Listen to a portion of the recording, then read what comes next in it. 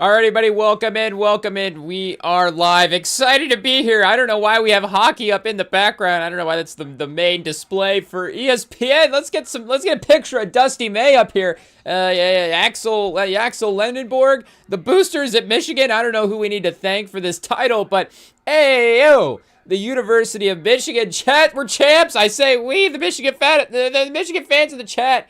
Hey, yo. We are the champions, chat. Hail to the victors. The first time since '89. I don't know what Michigan Detroit rapper will say, I guess first time since '89. First time since Glenn Rice. I guess if we're not from Detroit, but our first freestyle chat with the Hail to the Victors freestyle. Michigan, the champions, Lendenborg, the dunking on mannequins. Hey, yo, Chad, it's going to be a rough one. If you see Lendenborg in a forest with the bear, help the bear. I mean, hey, yo. Or Cadeau. Hey, I guess Cadeau was, of course, the tournament, not the tournament MVP, but the Final Four most outstanding player for his play in the last two games. Led the team in scoring this game here with the 19 points. His playmaking had been insane for the entire tournament. He'd been near the double-digit assists for the tournament run, and would have had good overall numbers there. But the last two games, very, very productive. We said Lendenborg 4 for 13 in the game, 13 points. He was dealing with the injury, so I guess there is going to be just that kind of inevitable sort of, again, you're not going to use the word excuse, but I guess reason, the inevitable, logical, very, obvious explanation as to why Lendenborg was not able to have the peak performance that he was able to. And he did have a good, end of the game impact in helping him close out the game there. But I mean, kind of goes to, of course, the performance for the whole team. I mean, the performance of the whole game. You got to shout out the defenses both ways. I guess in some ways we knew that it was going to be, a physical matchup, a tough matchup. But, we were, of course, going into the Final Four thinking that Arizona game was going to be the high-level physical game, just like the more competitive, do you want to say, the more performance, the higher level of performance matchup. And then in this game, the level of performance, I don't think it was really there for either team. Again, you got to give credit to the defenses and the physicality, and obviously is the stage going to play a factor into that. And literally the stage can play a factor. Literally the court can play a factor into that too, because sometimes they say that, like, playing the Final Four in a football stadium, they say it maybe messes with like the depth perception on some of the 3-point shots for some of the guys. I heard that one year. That's an all-time excuse. Hey, yo. But for some reason, we've definitely remembered it. We're like, I guess if guys don't make 3-pointers, it's because it's a football stadium. That's the only reason why. But so we had that locked in. Michigan 2 for 15 because it's a football stadium. It is what it is. Obviously, it's not. They scored 90 points in the football stadium the game before that. But Arizona, didn't really play all that well in the game. And again, you have to give Michigan their credit for really imposing their will on the teams in the tournament run and imposing their will on teams all year as well, too. Racking up major scores, having one of the more dominant margin of victory seasons that, I'm going to just go ahead and say that anybody in college basketball's ever had, but definitely anybody, in the Big Ten, just a historic level of scoring that they were able to accomplish there. And, during the tournament run, they did get to a good overall number as well, too. But like we're saying, the actual performance itself in the championship game was a little bit tough, and there was opportunities for UConn to win the games. I almost, it's difficult to say that, UConn played better in the game, but because again, Michigan stylistically, they were able to, at the end of it, they're really overwhelmed, and the free throws have been a big advantage for the team all year. But for UConn, they were doing a really good job of scheming up some of their stuff and getting guys open. I guess they ended the game 9 for 23. Mullins 3 for 10. Caravan 3 for 10. Caravan definitely had his fair share of kind of bailout shots, swinging around, but they were leaving guys open, and they were definitely, relying on their ability to close out and get back to the 3-point shooters on the perimeter. But then again with Mullins as well too, and he started hitting a couple of those threes late, and it's like, okay, hey, yo, here we go. But it did seem like they were scheming him up and getting good opportunities there and good looks. Just, I guess, depends. Fortunately for us, but, in the obviously for UConn, in the scheme of performance for basketball, obviously, unfortunately, was able to miss the shots. But it did, again, Caravan finishing 3 for 10 did not seem how, it did not start like that. Because he started 2 for 2. He started 2 for 2 for the game. So I guess 1 for 8 in the last, however many minutes, the last 30-some minutes of the game is pretty tough. But he did play all 40, so you do have to give him credit there. It was his 3rd championship in, 4 years at UConn. I guess we could Google how many guys have done that. You do probably have a lot, I guess no disrespect to the carryover guys and, from like the UCLA wooden run. But you did have guys playing more 4-year basketball then as well, too. But I guess since 2000, nobody's definitely done that. Since then, I guess we were looking up, we were looking that up on the Friday live stream, maybe the Sunday live stream, but I guess we can't recall all the teams that made 3 finals in 4 years. It is what it is. I guess I do remember that there was a Ohio State run in there because now we're, Dusty May, he's got to now take down the Fred Taylor legacy at Ohio State, going back and looking at some of the coaching legacies. That's next up for Dusty May. Hey, I guess we can't get too greedy. We obviously got to celebrate the championship as we can take it. Pause. And, Solo Ball getting in foul trouble as well, too. 16 minutes played in the game.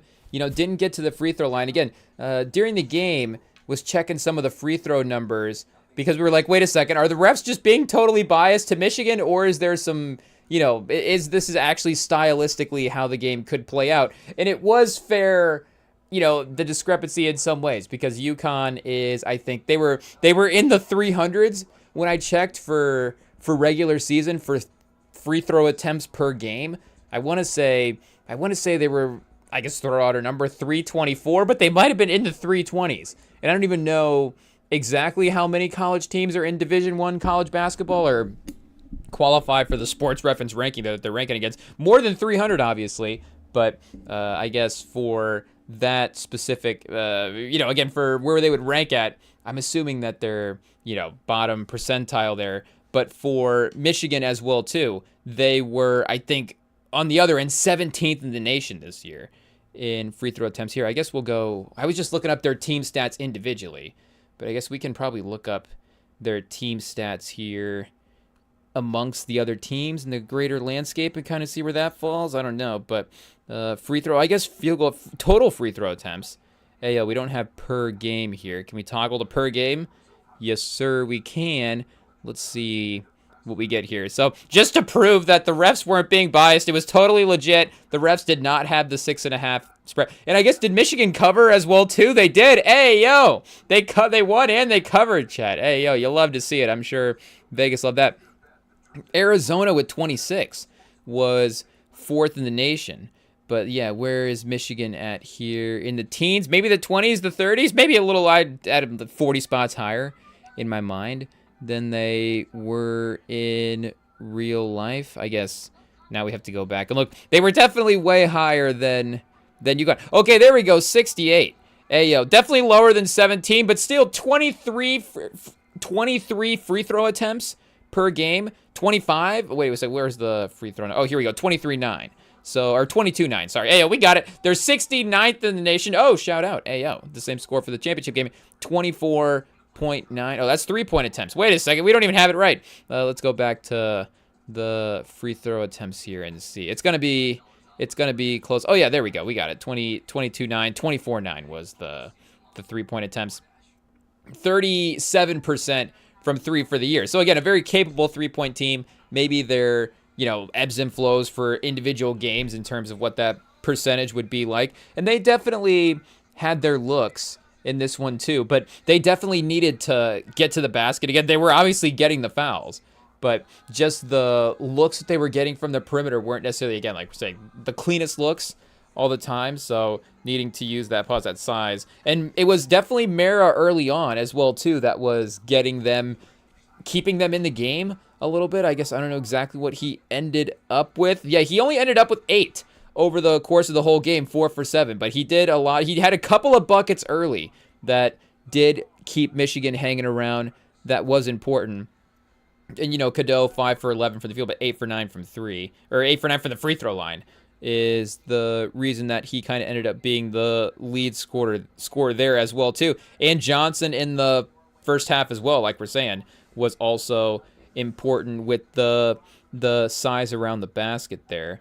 And they were able to, you know, Terrace Reed kind of keep him in check as well, too. 4 for 12, 14 rebounds. You know, you got to shout out the effort. And 11 for Caravan. And 7 for Mullins. Again, you got to credit Caravan and Mullins for the activity that they had. It seemed like, I guess we have to go back and double-check UConn games now for I don't know if we have to double-check tape for a game that already happened. You know, the championship game's over. There's no more games left to play. You know, we don't need to keep scouting for this year. But I don't know if their strategy was to crash the glass in the way that they were. But, you know, and again, you can see it in the numbers. But you could definitely tell that, you know, Caravan and Mullins were flying in from the wings on these offensive rebounding attempts. And even if they weren't necessarily getting the rebound themselves, like just the chaos that they would cause in those rebounding moments and kind of, you know, keeping it alive for the offensive opportunity was important as well, too. So, you know, again, it all evened out. They all had good rebounding games. They're looking at the numbers. But yeah, it was definitely helping their offense out as well, too, when you could tell that they were starting to miss their threes. But then, you know, again, shout out, obviously, Michigan's got the depth in the creators, where all the guys are kind of able to get a little bit of a look for themselves in some ways, and then you can see that, you know, attacking nature for them to be able to get, for all these guys, you know, to be able to get to the free throw line multiple times, basically. The only one that didn't, you know, was shout out to Cheddar. You know, he didn't play, he barely played 6 minutes. You know, shout out for him getting in the game, obviously. But he was the only one. And then Mara as well, too. Didn't really end up at the free throw line. But, and I guess Johnson one time, 2 for 2. But yeah, basically everybody else, you know, multiple trips, whereas you have Caravan and Terrace Reed as the only guys, you know, being aggressive in that way. And again, Mullins definitely settling for some jumpers, even some of the mid-range stuff as well, too. I don't know if attacking the basket would have, you know, made a big difference for him in the game. You know, obviously maybe a perimeter player more so than not. I know looking at his three-point percentage, again, he's not like, I guess, we have to go back and look. Was Jordan Hawkins a 40% free throw shooter? And I guess we never checked the UConn free throw percentage here. Free throw numbers as well, too, to prove the point, to look up the stats, to fact check everything. Oh, UCLA. Where is UConn down here? We're scrolling way down the list, chat. We said they're in the 300s. 309. 309 for free throw attempts per game. So they're at, 17.6 free throw attempts per game. So wait, where were they at for the game? 16. That's perfect. They're right for their team average. And Michigan, again, 28 was a little bit higher as well, too. But there's going to be some, you know, some of those later in the game fouls as well, too, to kind of keep the opportunity alive. And, you know, again, speaking of the end of the game, obviously there was a moment there where it did look like the UConn Magic was going to step up. And I guess, can we go play by play here and remember exactly the sequence of events? Because I know the missed free throws, there was a turnover where they threw the ball out of bounds underneath the UConn basket and then the banked in 3. But I don't remember exactly the correct sequence of events there for how it played out. Oh, I guess they got it and going in reverse order. Now we got to scroll all the way to the bottom to see what is going on here. But yeah, I mean, UConn early lead, obviously, you know, 16-13. I guess UConn didn't necessarily have the craziest lead in this game. I think Michigan did get maybe a double-digit lead at one point. I think maybe 11 was the largest lead of the game. So again, just in terms of, I guess, how dominant the teams could be against each other, there was, you know, of course, there at the end of the first half where it did start, the playmaking did start to get a little bit easier for Michigan. That's where, you know, I guess they were able to build the little bit of the lead there. Apparently we only get to go to 6 minutes in the first. Here we go. We'll see when we get to the end of the game. We're getting close, chat. Actually, we're not even halfway yet, but we'll be there eventually. Just hang on and we can review what happened. I guess we could just probably pull up the highlights as well too and see what's going on. But that is sometimes iffy with the rights, and I don't know if we want to, risk the copyrights and see if they'll, take us down or not. Pause. But maybe we'll try it at some point and go back. I guess if we have to watch the highlights at a future live stream for the national championship again, I'm sure you can talk us into it. IT can definitely put it on the schedule. I guess we can check win percentage. What was Michigan's highest win percentage? 85, 88, 91?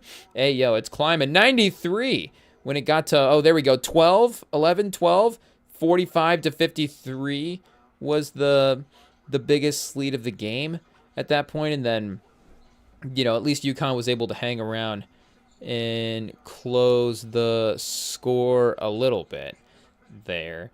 And, in some ways, the drama, again, looking back, like the fact that Michigan was able to win, obviously gives the game a little bit more of an entertainment value. But, was definitely getting crazy. They were down by 8 points in the last minute when Caravan starts making the free throws.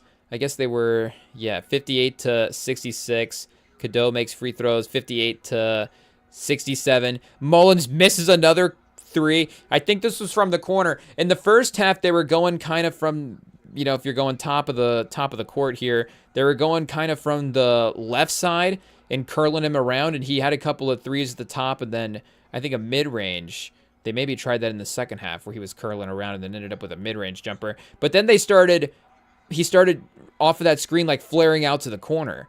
And in the second half, I guess here we go. We got the shot marker right here, right on the corner. Boom. So, and Michigan had a 99.1% chance to win at this point when Bryce Mullins misses this three. And this was, again, a later attempt in the game with 54 seconds left. But he had a couple of those flare-out attempts where it did seem like, it was a really good opportunity for him to get set and make that shot. I don't know if we go back, 15, 20, I guess 15 years at this point, it's not, I guess we're not necessarily shooting a crazy amount of threes 15 years ago. We're still, 10 years at this point from 12 years with the whole Steph Curry Warriors situation. But, that movement of the guy kind of taking that step to the corner, I can see it in my mind. I don't know the best way to describe it necessarily, but it is a interesting sort of gather because you do, of course, you're running out to the 3-point line, but then that turn as you're rotating around to go to the corner to catch and shoot. But you can, if you get it in, a clean 1-2 step, you can definitely gather pretty quickly, and it can be a kind of a smooth shot.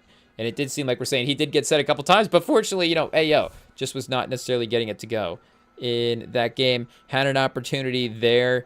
Foul on Gale Solo. They made a bunch of substitutions, I guess, for UConn. Caravan free throws, cut it to 7.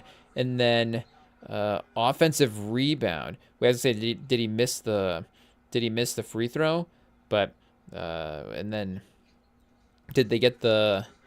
Wait, did they get the rebound? I guess did he miss makes free throw? No, makes free throw 1 of 2. Where's the Michigan missed shot? I guess here. Let's see what it says for, or I guess the UConn missed shot or something happened. Michigan turnover, something happened. I don't know. We got missing plays. Oh, is this like a? Oh no, it's not a backward sequence of events. I'm confused, chat. I'm confused. How do you go from a make free throw to an offensive rebound? It is what it is. But, is this when they threw it out of bounds? But then it would have the turnover. It would have the turnover. The turnover is at 50. The offensive rebound's at 53 seconds. The turnover's at 45. Doesn't matter. Doesn't matter. Lendenborg, the bad pass turnover at 45. And then did that lead to the three right after that? Yeah, solo ball, then banks in the three-pointer from the wing. And the bank in the three-pointer is the perfect sort of, do you say magical moment for UConn there to be like, of course this is what's going to happen. They can't make a normal three. It has to be a crazy three. That's what it's a three that's so bad it's good that he banks it in. And, again, they've been kind of struggling from the 3-point line all night. Cuts to 4 with 37 seconds left. And again, the whole pass under the UConn basket where Michigan was inbounding from the sideline. So I don't even know why they're throwing it back at the UConn basket anyways, but literally goes out of bounds right underneath their hoop. So perfect setup for them to get the inbounds play. And then they do end up capitalizing it in the, fortunate way. But it's like, okay, here we go. If this Michigan team that's been playing, so smart all year, you got a bunch of veterans, best in the nation, and all of a sudden they're just going to have these random dumb mistakes. I mean, because Duke, at least you could have the freshman excuse. At least you could have the freshman excuse that I don't know if that is a excuse, a great excuse for what happened at the end of the game there. But there is something to the inexperience, and at some point does that catch up to you in the tournament games against a team that is a little bit more, farther along in their basketball careers, and it is historically a little bit more difficult again for some of the freshman-led team to win. But maybe this Michigan team was just randomly going to have the fall apart moment here, like the Duke team. But then, fortunately, that did not end up happening. But, Gale missed the free throws, though. So, there was the 2 missed free throws, then was after the bank 3. So, it was like, okay, this is... And, specifically the free throws as well, too. We missed only 3 free throws the entire night. And I think we had made maybe 20 straight up until that point. So, perfect time to be due for a miss. And then all of a sudden, 4-point game. But then Caravan, 28-footer, maybe a little bit too much at that point. Again, definitely a somewhat of an open look when you're taking an almost 30-foot 3-point shot. And it wasn't too, I guess it kind of hit the front of the rim. It was a little bit of a miss. But regardless, we definitely got a little bit fortunate there. And again, I guess at that point he had been one for his last 7. So it's not like he was necessarily on a heater, and I guess they got fortunate in that way. But just as a clutch player in a big moment, is he going to step up? All of a sudden it's a 1-point game, and just the chaos of that, you don't know what's going to happen there. But once he misses the 3, they get the rebound, the foul, and then it's like, okay, we can maybe take a little bit of a breather once he knocks in both of the free throws, and then that ends up being the final score. But it is also good for Michigan as well, too. If we go for the recent history especially, it's good for them to have it's good for them to have titles in both football and basketball. I mean, hey, this is a great time for Michigan. Again, this is the best the school has been from a championship standpoint, maybe ever. Again, what they won in 89 in basketball, and then I'm trying to think of exactly what year they won in football. I want to say it was later. Was it 98 that they won the football title with, before the last one? Hey, yo. So I guess a little bit of a separation. It's not like it was necessarily the school at the same time. And, there is different, it is a little bit of a different program per se than it was, again, when Michigan won the national championship with football. But it's still close enough. Like, there's still... there was still some carryover football players in the roster this year, and again, with the transfers, the basketball team has definitely been remade. But still, obviously, like we're saying, within the recent history here. But 2023, and then 1997 was the year that Michigan won the title with Woodson winning the Heisman. So again, 88-89 was the Glenn Rice year. But obviously the 2023 Michigan title, beloved team, Hutchinson, J.J. McCarthy, obviously Jim Harbaugh returning and being able to build the program out over a decade to be able to finally get the title success. Shout out Corum, 28 touchdowns. Hey, yo. I mean, what a year.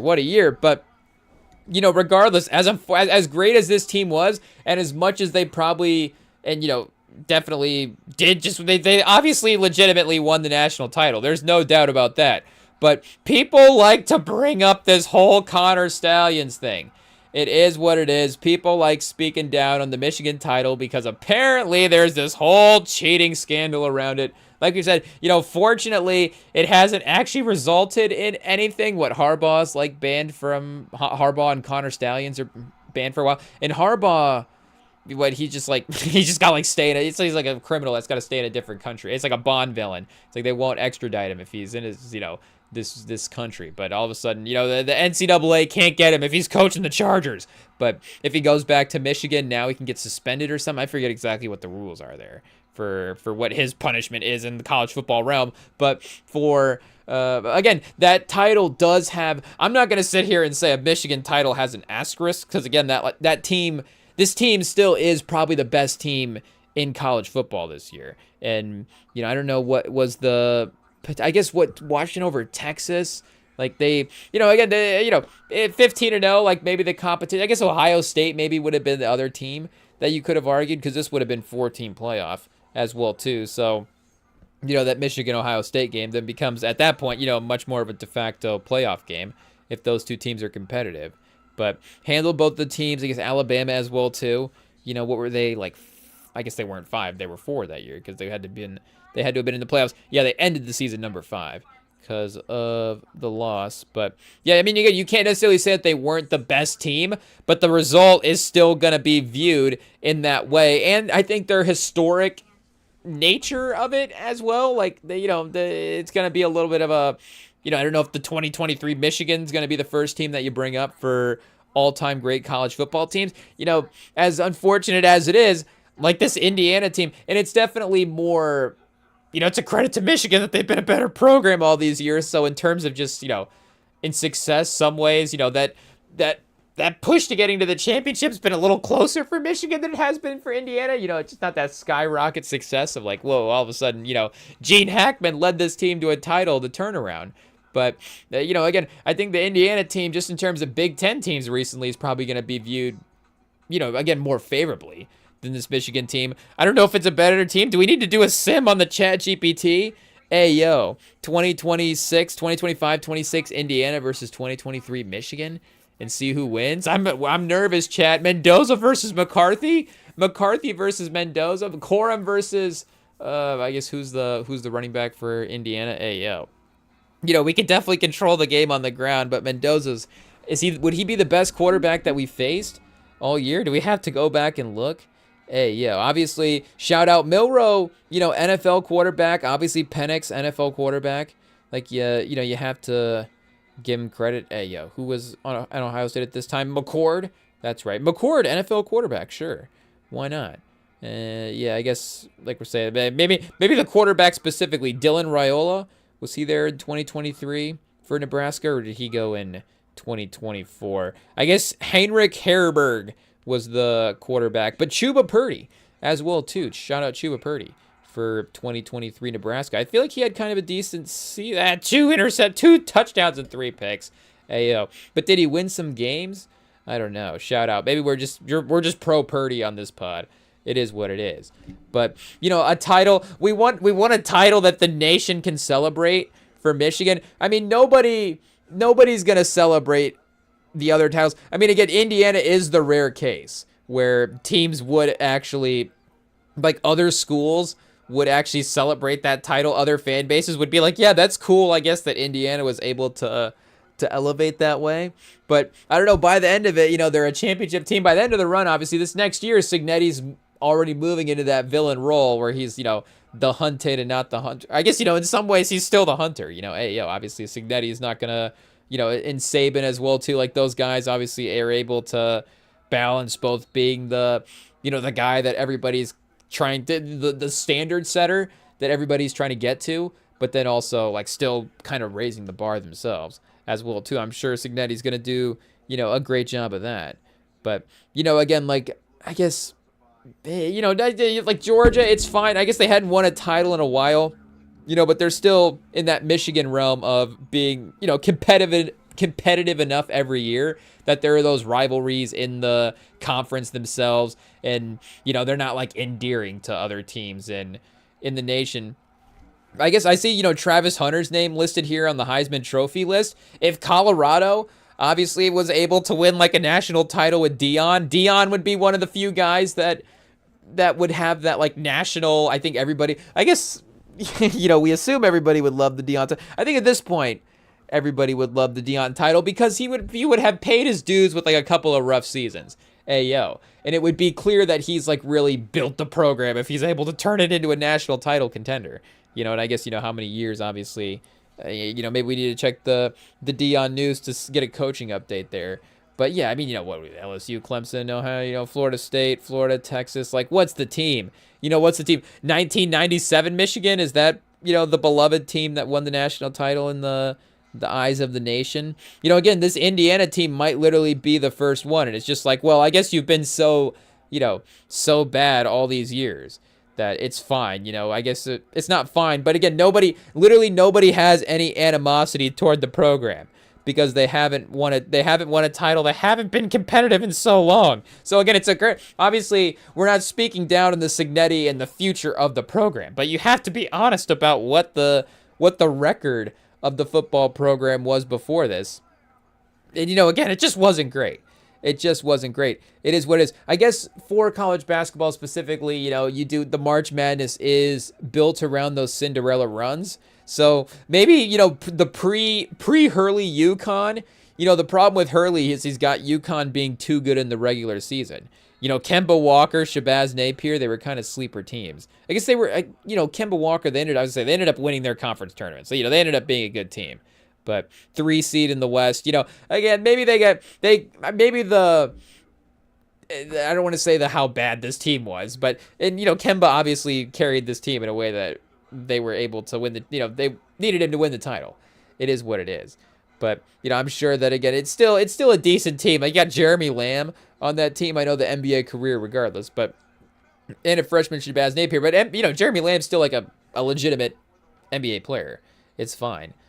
Still going to be good enough in college. So again, they were 9th overall in the nation in the final AP poll. But that's going into but is that after the conference tournament? So I guess we can do a little check here and kind of see how they were ranked over the course of the season. I mean, they were 7th at one point in November. They were up to 4th December 27th of that year. So again, there was that. And a single player can't obviously carry a team to that. I mean, Kemba obviously carried the title, but he can carry him to that consistent, what are we saying, status over the course of the year. But they were viewed as obviously a very, very highly talented team at some point in the year. And then, wins and losses, I'm sure, dropped down. Was down to 21st in the AP. So they went from 21st on the 7th of March, I guess, to the 9th in the final AP. So again, a real jump up there. But yeah, obviously the Kemba team was kind of a fun, beloved team, and I guess they were playing Butler in the finals that year. So that was also a run of the Kemba Walker run that didn't win the title. Gordon Hayward, shout out. I guess not to phrase it like that, not to phrase it on the fact that he didn't win the title. The obviously made 2 championship games with Butler is incredibly impressive. But that Butler team was pretty beloved as well, too. Again, any of the blue blood schools, Kansas, Kentucky, Duke, I don't know who we are leaving out there, UCLA maybe. Like, those teams are, they're not going to be beloved when they win the national title. It is what it is. What do we got? Like, Syracuse with Melo, maybe that team was kind of nationally liked. I don't know if we have to go back and see the narratives there. But, and again, they're obviously a competitive team, but they're not winning the championship every year. I mean, how many championships does Syracuse have in their history? It could honestly just be the one, and it's obviously, like we're saying, the one recently. Yeah, 1 championship, 6 Final Fours. So good program. Obviously, Boeheim, legacy coach, but that Melo run, and speaking of freshman-led runs, obviously it's like Melo and Anthony Davis are the 2 freshmen to ever win the title in at least recent history here, if we're not missing somebody. I guess, and Steph Castle. So, hey, Steph Castle, chat, not to put the expectations on him. He's obviously playing great already. But what are we saying? Steph Castle, Melo, Davis, and Steph Castle? I mean, if he's as good as Davis and Melo over the course of his career, guess what? We'll take it as Spurs fans. It is, if you told us that you're drafting Steph Castle 4th overall and he's going to have as good of a career as Anthony Davis, make the jokes that you want about Anthony Davis. But we already have Wemby, so Wemby's career next to Anthony Davis, or Anthony Davis's career next to Wemby, I'm sure is pretty good. I mean, his career was looking like it was going to be really good next to DeMarcus Cousins. And, obviously, Wemby's at least a little bit of a defensive upgrade there, if not anything else. But Melo as well, too. Like, Melo Melo definitely had a better, more consistent season to season out there playing career. Definitely, I guess what he's to say, healthier than Davis. I don't know if he was necessarily overall, Davis obviously had the defensive impact there as well too. So definitely a more well-rounded player. than Melo. But for again, the level of basketball player that they were getting to. And I guess there was probably a time as well too where you maybe could have made an argument where Davis was the best player in the league, or at least playing like the best player in the league. I'm sure Melo had his runs where he was scoring, and like I see he's scoring, he's playing like the best player in the league. You could phrase it that way as well too. But again, would you ever have actually have had him in a franchise aspect? That's the thing as well too. Like there is that argument, again, it goes to the easy way to phrase it. Obviously, shout out to Bill Simmons, trade value rankings. And I think he might have actually literally had Davis as number 1 in his trade value rankings at some point. But again, for the franchise cornerstone rankings as well too. Hey, there we go. We got our own version of it. We just came up with it. Pause. The franchise cornerstone rankings, very original. But for who you want to build a team around, the GM survey that they do every year, like I don't know if Melo would have actually have been the number 1 player in the GM survey for guy you want to build your team around. Again, he would have been on the list and would have been in the conversation for up at the top of the list, but would he actually have ever claimed that number 1 spot would have been a real argument. But regardless, again, argument. So will Castle ever, I guess, have the Davis upside of being the best player in the league? But the Melo comp, I do kind of like that for the career impact ceiling sort of comparison there. Again, obviously he's a way different player than Carmelo Anthony, but for again how they can impact the league season to season, I think that's pretty similar. I mean, Melo was third in MVP voting one year, so I think I could see there definitely could be a season where Steph Castle could be a top 5 MVP guy, first team All NBA. But I don't know if, again, he would ever... Yeah, number 3, number 6, number 14, number 15, number 13, some like third team All-NBA-ish type seasons. But, yeah, 2 second-team seasons, I guess, for Melo. How many All-NBAs did he make? 6. Shout out. So, wait, did he make a first-team All-NBA? Did Carmelo Anthony ever make a first-team All-NBA? I hate it when we look up these stats, but he never made a first team? Hey, yo. So, we got third team, third team, third team, second team, third team, second team. So, yeah, I don't think he ever did, Chad. So, yeah, he never quite made that top 5. I guess, did Davis ever make, actually a first-team All-NBA? His seasons, of course, even before they instituted the rules, unfortunately, he was already unofficially, being ruled out some years. But how many is he at All-NBAs? 5 All-NBAs.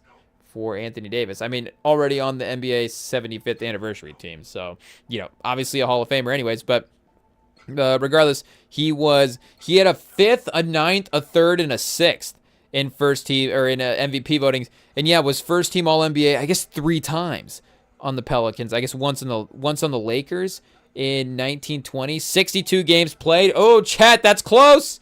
That's close. I mean, we'll allow it. We'll allow it historically, and then would he ever have qualified for All-NBA in his career? I guess, well, he did some years, but the years that he did. Okay, so 16-17, and that was the year, 15-16 was the year that Steph got him in the playoffs, right? Maybe? What was the year that, because I just watched that buzzer beater in the bag work highlights. 14-15 would have been, that 4-game series, but I guess he was 31 points a game and 3 blocks a game as well too. 31, 11, and 3 blocks. So he was tearing it up in those 4 games. But unfortunately, the one game that they could have probably stole there, Steph stole it back with the crazy buzzer beater. But he did play 75 games and make first team All-NBA. So a legit season in the eyes of Adam Silver there. 1920, I guess 62 games. And then 14-15, 68 games. There we go. So he has 2 official All-NBA seasons. I don't know. But either way, I guess, what are we saying about Syracuse, beloved teams? I guess the point was, at least from a national standpoint, you have to respect the Michigan title. Again, obviously, we wouldn't expect other fan bases to... I mean, the whole point of winning a championship is not to... I guess it is, part of it is the other fan bases being mad. But it's like, the fan bases get to celebrate the title, and there is that... everybody obviously doesn't root for the same team. There's that specialness when your team wins it. And, obviously, I guess because our team doesn't win it every year, it's even more special. But regardless, like we said, I guess up until this point, we haven't had any sort of cheating scandal. There's no film situation going on. There's no where they peeking in on the practices in an illegal way, what's happening. It just seems like, Dusty May used the rules of the transfer portal, recruited a great team, coached a great season, and they had a great, group of guys that were able to be the toughest team in the nation and win the title. And they said that specifically after the game as well, too, where Lendenborg, they asked him how they wanted this team to remember, and they said that this was the toughest playing team in the nation. And again, that's literally how they won the game as well, too. They couldn't make any shots, but they were able to get to the free throw line. They were able to, like we're saying, be tough enough on defense enough to be able to get the stops to win. But that is, I was actually overhearing somebody at the restaurant today as we were bussing a table, and somebody's over here talking smack about the Michigan title. We're jumping and defend Michigan. Be like, what are you saying over here? You don't like the transfer portal titles? We love it.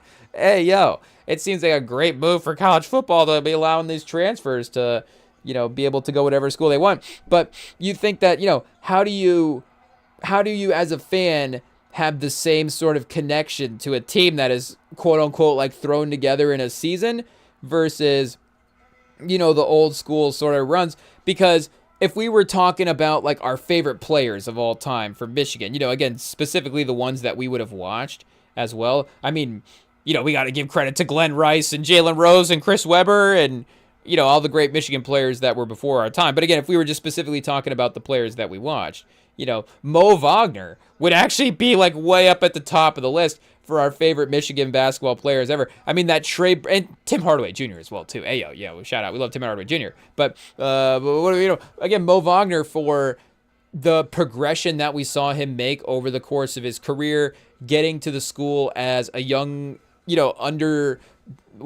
developed prospect freshman. He was scoring 2 points a game his freshman year is what we're saying, and then was able to, of course, build his game forward to the point where he was the lead guy on a team that was able to make a national title game run. And unfortunately, Dante DiVincenzo, I guess Braden Mullins missing a bunch of those threes was karma for Dante DiVincenzo just making every three in that national title game. It is what it is. Maybe we can speak on it a little bit more openly now because now we have this national title to kind of make up for that.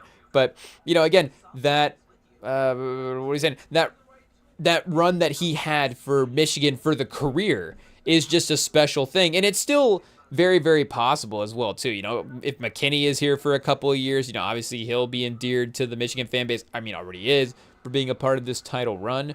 But, I mean, it's still possible for guys to be, Caravan, like for UConn, is just at school for multiple years. And, I guess, what are you going to be picky about your icons over here? Like, just because, and I'm not already, talking down on Caravan's NBA career, but I feel like maybe even now the fans want that a little bit more, where it's like, I don't know if Caravan's definitely going to get the respect in the UConn circles, but I don't know if Caravan, is he going to be a guy that is brought up in those conversations? It's totally worth it. Again, he's an impact guy that was helping this team win multiple titles over the course of, all of these years, being amongst the best player on the roster every year. But, and is, again, still one of those guys that didn't transfer. I guess, why is he transferring? He's winning the title every year. But regardless, like we're saying, it still is that old school way that the fans used to have the relationships with the players that people complain that doesn't exist anymore. But, for, like we're saying, how do you develop that connection with the team? Well, I think you have to do what this Michigan team did and play with an incredible amount of effort. I guess, you could be obviously the most skilled team in the nation, and there is like a shot making, just, overall talent way. I mean, Michigan's, like we're saying, the most talented team in the nation argument as well, too. But you could, shot make talent your way to a national title, and that could be fun. But the one of the reasons that this Michigan team is going to be so beloved, like I'm saying, is just because they really, really laid it on the line every night, played with an incredible amount of effort, incredible amount of energy, and took pride in that aspect of the game. And that is something that fans can, get behind with any team. As long as they are really, you say genuinely trying, but it's true. Like, as long as they're genuinely trying, like, there is going to be a belovedness that develops. And again, sometimes you can have a beloved team that is one of your favorite teams of all time. And, maybe in the NBA it won like 35 games. I don't know. How many games do some of those We Believe Warriors team wins? I don't know. Like, maybe there's a team that wins 21 game in a college basketball season. I guess this Iowa team this year, they did have a good tournament run. So they're going to be beloved because of that. But I don't know if they had lost an earlier game, maybe only the Sweet 16. I'm not sure. It'd been a while since they were even in the Sweet 16, though.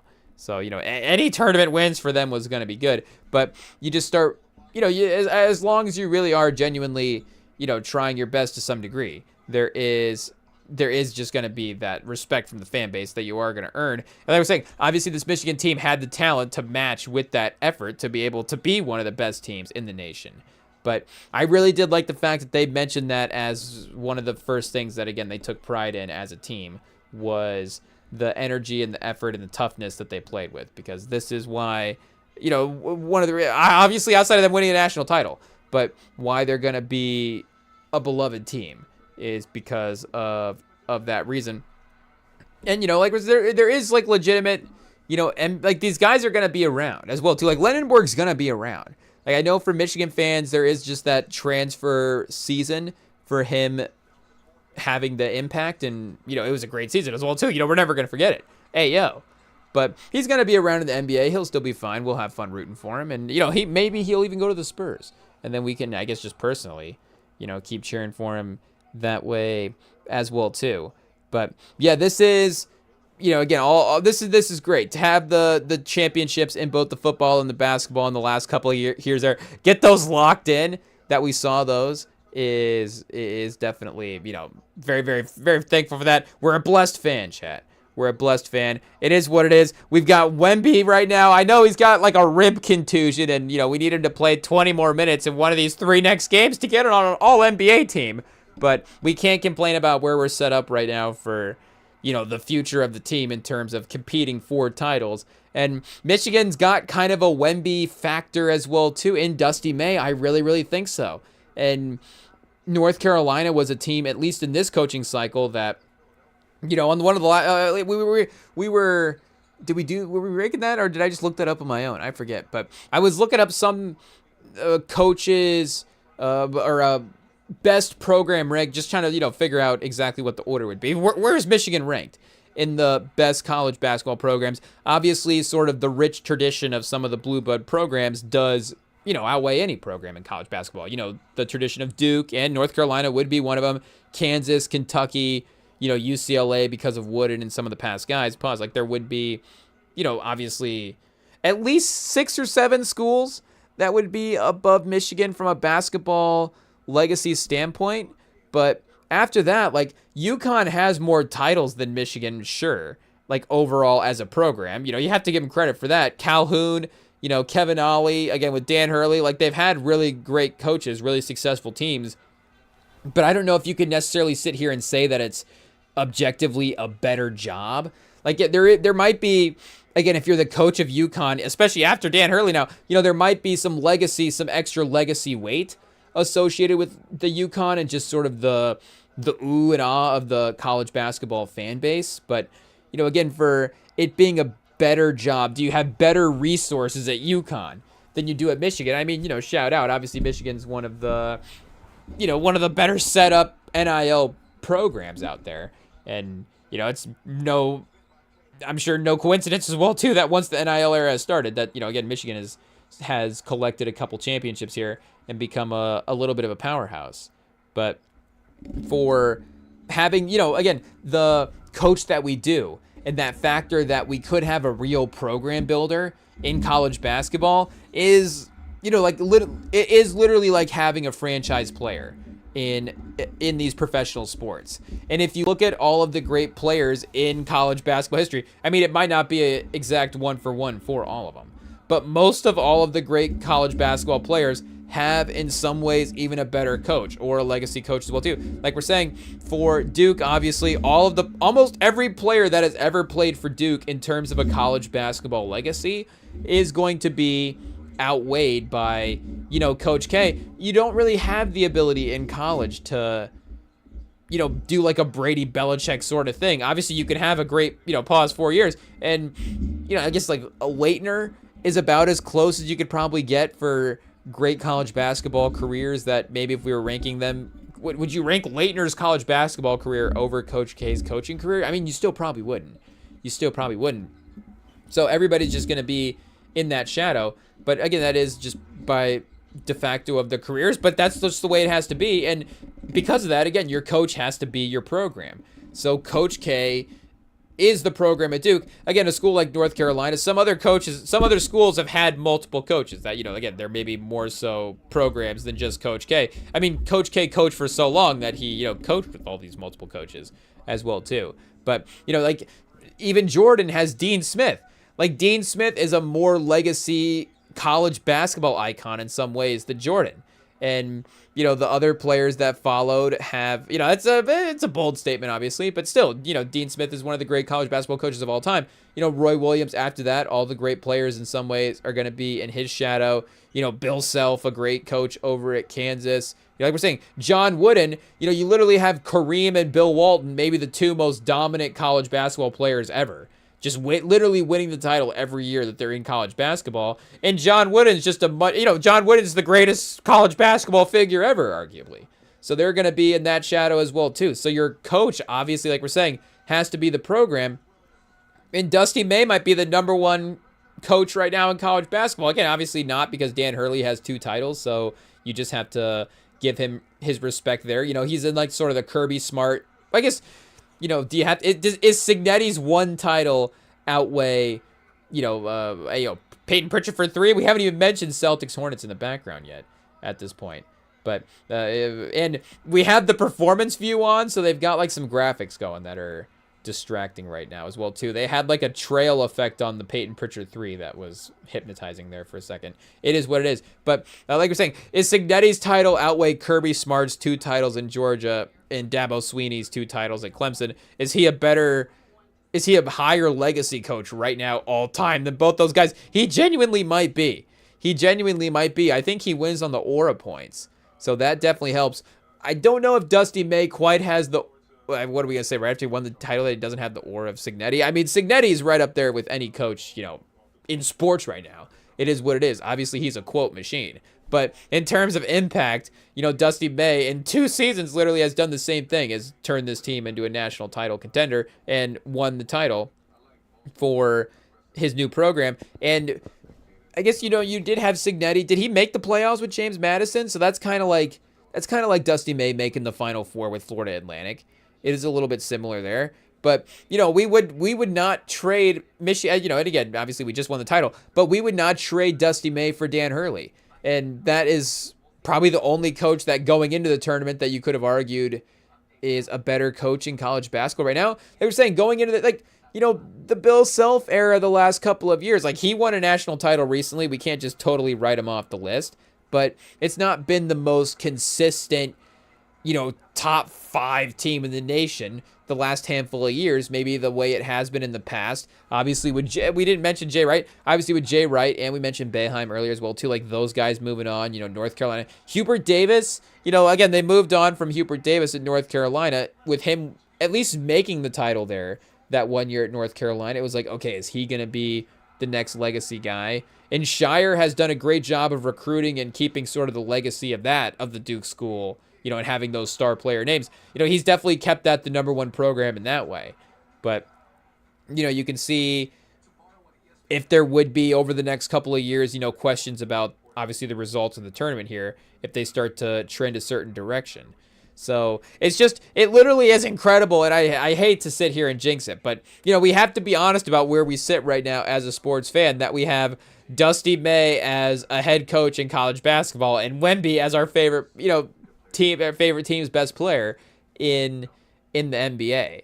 And, obviously, what do we got? We got Kyle Whittingham for Michigan football. We had Jim Harbaugh. So close, chat. Ayo, we could have had Dusty May, Harbaugh, and Wemby. Pause. For our favorite teams. And Anthony Richardson. Chat, we were almost sitting on a perfect 4 for 4. But for having best players, for having franchise leaders, we almost had every team set. And we had Wettengale for the Indianapolis Alley Cats for our Ultimate Frisbee League, but favorite team. But, I think he ended up getting traded as well, too. We might have to talk to Sam, get a little Ultimate Frisbee update, see what's going on there. But, yeah, again, this is just that straight, it is what it is, that straight dominant title. There's no other way to phrase it. There's no scandal. And even the 89 title, I don't want to sit here and bring up the 89 title in a bad way. It's Glenn Rice with one of the great individual runs that any player has ever had in the tournament history. But speaking of the refs of, being favorable in a title, obviously there's a little bit of a call at the end of the game. It is what it is. I literally think it's called the Phantom Call. Hey, yo, what happens? I guess, our search is going to be programmed for Michigan. But what happens when we just look up, I guess, is this going to be like a Daniel Day-Lewis movie? Phantom Call. Phantom calls? Hey, yo. Phantom calls are silent incoming calls. Okay, wait, that's not where we went. Phantom call? I guess ghost call? Okay, this is... okay, so I guess the play is not as popular as we think. That's actually a good thing, though. We don't need people, knowing about the controversy of the... Do we go Phantom Call 89? Now it's going to bring up ghost stories from 89. Oh, there we go. The foul was called against Seton Hall, leading Michigan to win the title by 1 point. But Glenn Rice, he deserved the title. So the refs were like, I guess if we have to give this title to somebody, it's going to be Glenn Rice. Because in some ways, the refs are always impacting, right? You're either not calling or you're calling. I know the refs are the only people constantly impacting the game. Hey, yo, hot take. It is what it is. But...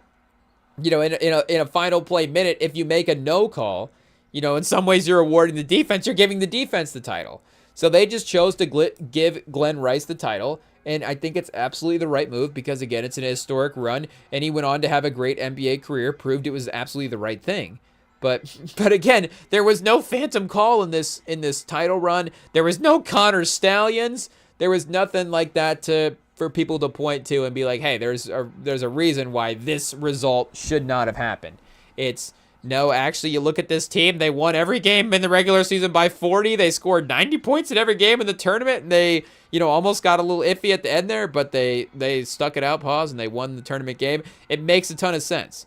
And the only reason that this team wasn't the best team in the nation all year, like, legitimately, if we're being honest about why this team wasn't the best team in the nation, it's because, well, they lost to Duke, but also because from that recruiting angle, you're going to get that bump in the rankings for having the higher value recruits.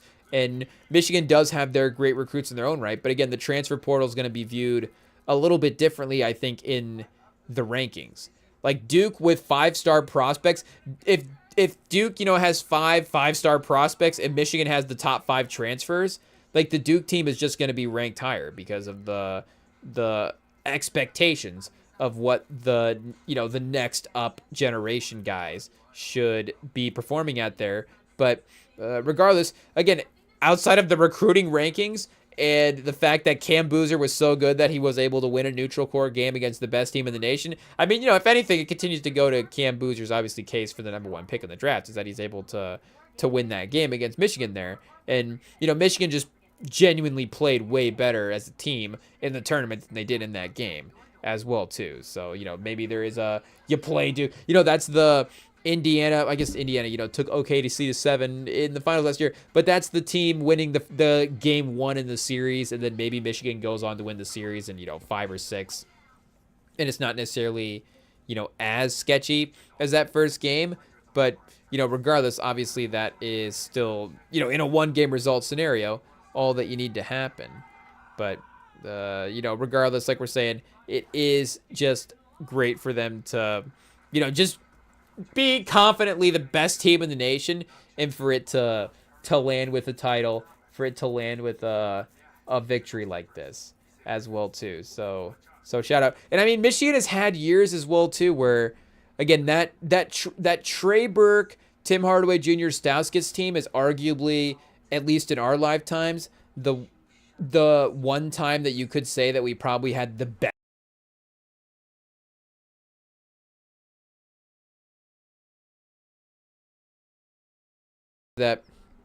that's probably the only other time that you would say that we had the best team in the nation from a talent standpoint. The other times, football and basketball both, we've been competitive enough to win the title, but I don't know if you would ever have said that again. We have directly the best team in the nation as well, too. Let's see how many times they've even, been number one here in the last couple years. They were preseason ranked with Juwan Howard number one once. But, again, that did not play out that way quickly in the season. They ended up, I guess, finished the season 10th that year. But, yeah. Oh, and this is the year that, I guess, oh, wait a second. That's the Trey Burke year. Wait, where's the year with? Oh, we were number 2 with Juwan Howard. That's what it was. Our AP high, I guess, that year was 2. AP pre. Did we have, I guess we didn't have an AP pre with Juwan Howard. Oh, we were a 1 seed in the tournament, maybe, is what I'm thinking of. We were a 1 seed something with Juwan Howard that year, but 2 seed was our highest, 7-2. So I guess that literally is the one time that we have been the number 1 team in the nation in terms of the rankings. And then 76-77, we were number 1 in the rankings as well, too. 64-65, and we lost the national championship game that year, unfortunately. But the 77-76 Michigan Wolverines, Phil Hubert, Ricky Green, Alan Hardy making a little bit of an impact. But yeah, the Hubert and Green leading the team that year. Unfortunately, a Sweet 16 loss to Charlotte. I guess college basketball was different back then. Holy Cross, Detroit Mercy, and Charlotte as their tournament opponents. Let's see who was on this Charlotte team. Oh, thank goodness, chat. Thank goodness. Literally an NBA Hall of Famer in Cedric Maxwell. There's no shame at all. No shame at all. What are you going to do, right? What are you going to do? You don't even know. It's like Steph Curry at Davidson. It's like, well, I guess, yeah, it makes total sense that Steph Curry just ripped through the tournament back in the day. It's the 12th greatest basketball player that we've literally ever seen. So, Cedric Maxwell, one of the 100 best basketball players of all time. Like, he probably is going to win a tournament game against Michigan when they don't have another 100 best basketball player of all time. But that 60s team did have Cazzie Russell on it. So, I mean, Cazzie Russell was, out there balling in the NBA as well, too. I think he made an all-star one year. Wait, do we have to go check Phil Hubbard? Where was he drafted at? 9 points a game. 15th overall pick in 79. Shout out for the Pistons. So, he was definitely valued there. What do we got? 7,000 career points. Shout out, played a decade in the league. Jim Spanarkel was the 16th overall pick that year. But yeah, obviously the Magic draft, Sidney Moncrief going number 6. Cliff Robinson, number 11. But yeah, shout out to them for, getting at least, I guess we could sort here, for number 1 overall rankings. So 64-65, 76-77. Oh yeah, we're just totally leaving out the Jalen Rose, Juwan Howard. I guess we were thinking in our lifetime, and then we were looking back at other years as well too. So they kind of got lost in the way we were filtering out our own thoughts there. But yeah, of course the Fab Five with Rose and Howard and Webber and all those guys, and then the team with Burke and Hardaway Jr. as well too. But again, the Fab Five, the reason that I'm not going to sit here and use the word disappointing, but the reason that there is a little bit of a sting to that team is because that team was definitely good enough to win the title. Again, there's a season with Michigan football where I'm thinking, like, they had Wilton Spate as the quarterback. I don't know. I think he might have had a 2-year run as the starter, so it could be, an either or. But we were number 4 in the nation with Wilton Spate. We lost to Ohio State. I want to say that this was the Paris Campbell game as well too. Is he the guy that ended up having that 3rd down, 4th down conversion against us? Hey yo, it's all trauma. It's all a blur. We try not to remember it too much. But yeah, I think 2017 Michigan. Did we end up finishing 10th? But because we lost to Florida by 1 point. We lost to Dalvin Cook in the bowl game that year. He toasted us. I guess we stumbled down the rankings a little bit, but we almost made the playoffs that year, and we were a very, very good team. But again, you cannot say that we were arguably I guess you could say that we were arguably the best team in the nation, but you couldn't really say that we were the best team in the nation that year. We were number 2 versus number 3 Ohio State. It was a battle. We were right there. Even Florida State themselves as well too. Where did they finish in the AP? Probably up over us. But yeah, we lost to 2 top 10 teams at the end of the year by a combined 4 points. Like, you can't necessarily say that, again, we're not a top 10 team with the way that plays out, but you can't, the sting of us losing the national title is result based. Again, it's not necessarily directly talent based and what should have happened based. Like, again, as we tread lightly as we say it, but it is a credit to their basketball talent. Like, that Jalen Rose, Chris Webber, Fab Five team, that team should have won the national title. Like, that Trey Burke, Tim Hardaway Jr., and I don't want to say that to, hey, bring up a painful time for him or something. But that team, again, as a credit to their basketball talent, was every bit as good enough to win the national title. And both the teams definitely made the runs to get there as well, too. Again, you have your breaks. You have your March Madness moments. You have your one-game scenarios. If it was 7-game series, make no mistake, Michigan would have more national titles. It is what it is. But this is that accomplishment as well, too, as where they have the expectation of being the best team all year, and they actually deliver on that as well, too. Just in the landscape of college basketball, that seems rare. I guess they weren't necessarily the 1 seed, again, overall in the tournament going in, so maybe that's just the fault of the committee for not ranking them number 1 there. But, people had Arizona as almost a consensus, I think, picked for them to win the national title over Michigan as well, too. So I think the competitiveness, like we're saying, the quote-unquote greatness of this team as we look back on this roster will continue to, improve over time. I think the legacy of what this team was able to accomplish, because you have to understand like how good the rest of the Big Ten was as well, too. This was just a lot of Big Ten teams having really, really good years, and Michigan was just ripping through all of them in the Big Ten tournament and had, like we're saying, one of the best margin of victory performances that anybody was able to have in college basketball history. So that is, something kind of maybe like the Villanova team with some NBA runs, like McKinney, I'm sure, Lundenborg. I think both those guys are going to have really good NBA careers, and Johnson as well, too. I think we're definitely going to look back at like 4 or 5 of these guys and be like, yes, there's a definite reason why this team should have won the national title. So, we're not, again, I think that'll be good there. But yeah, hey, shout out to the University of Michigan, Chad. I mean, obviously we had to recap and celebrate both. It is what it is. Obviously we have to be biased because we have to be honest in the fact that we're excited about winning the national title, but we have to be journalists as well, too, and try to keep up with the results. I guess, it's just Basketball Reference, I guess, that is down. Do we have to, are we just going to read Glenn Rice's Wikipedia page? I don't know.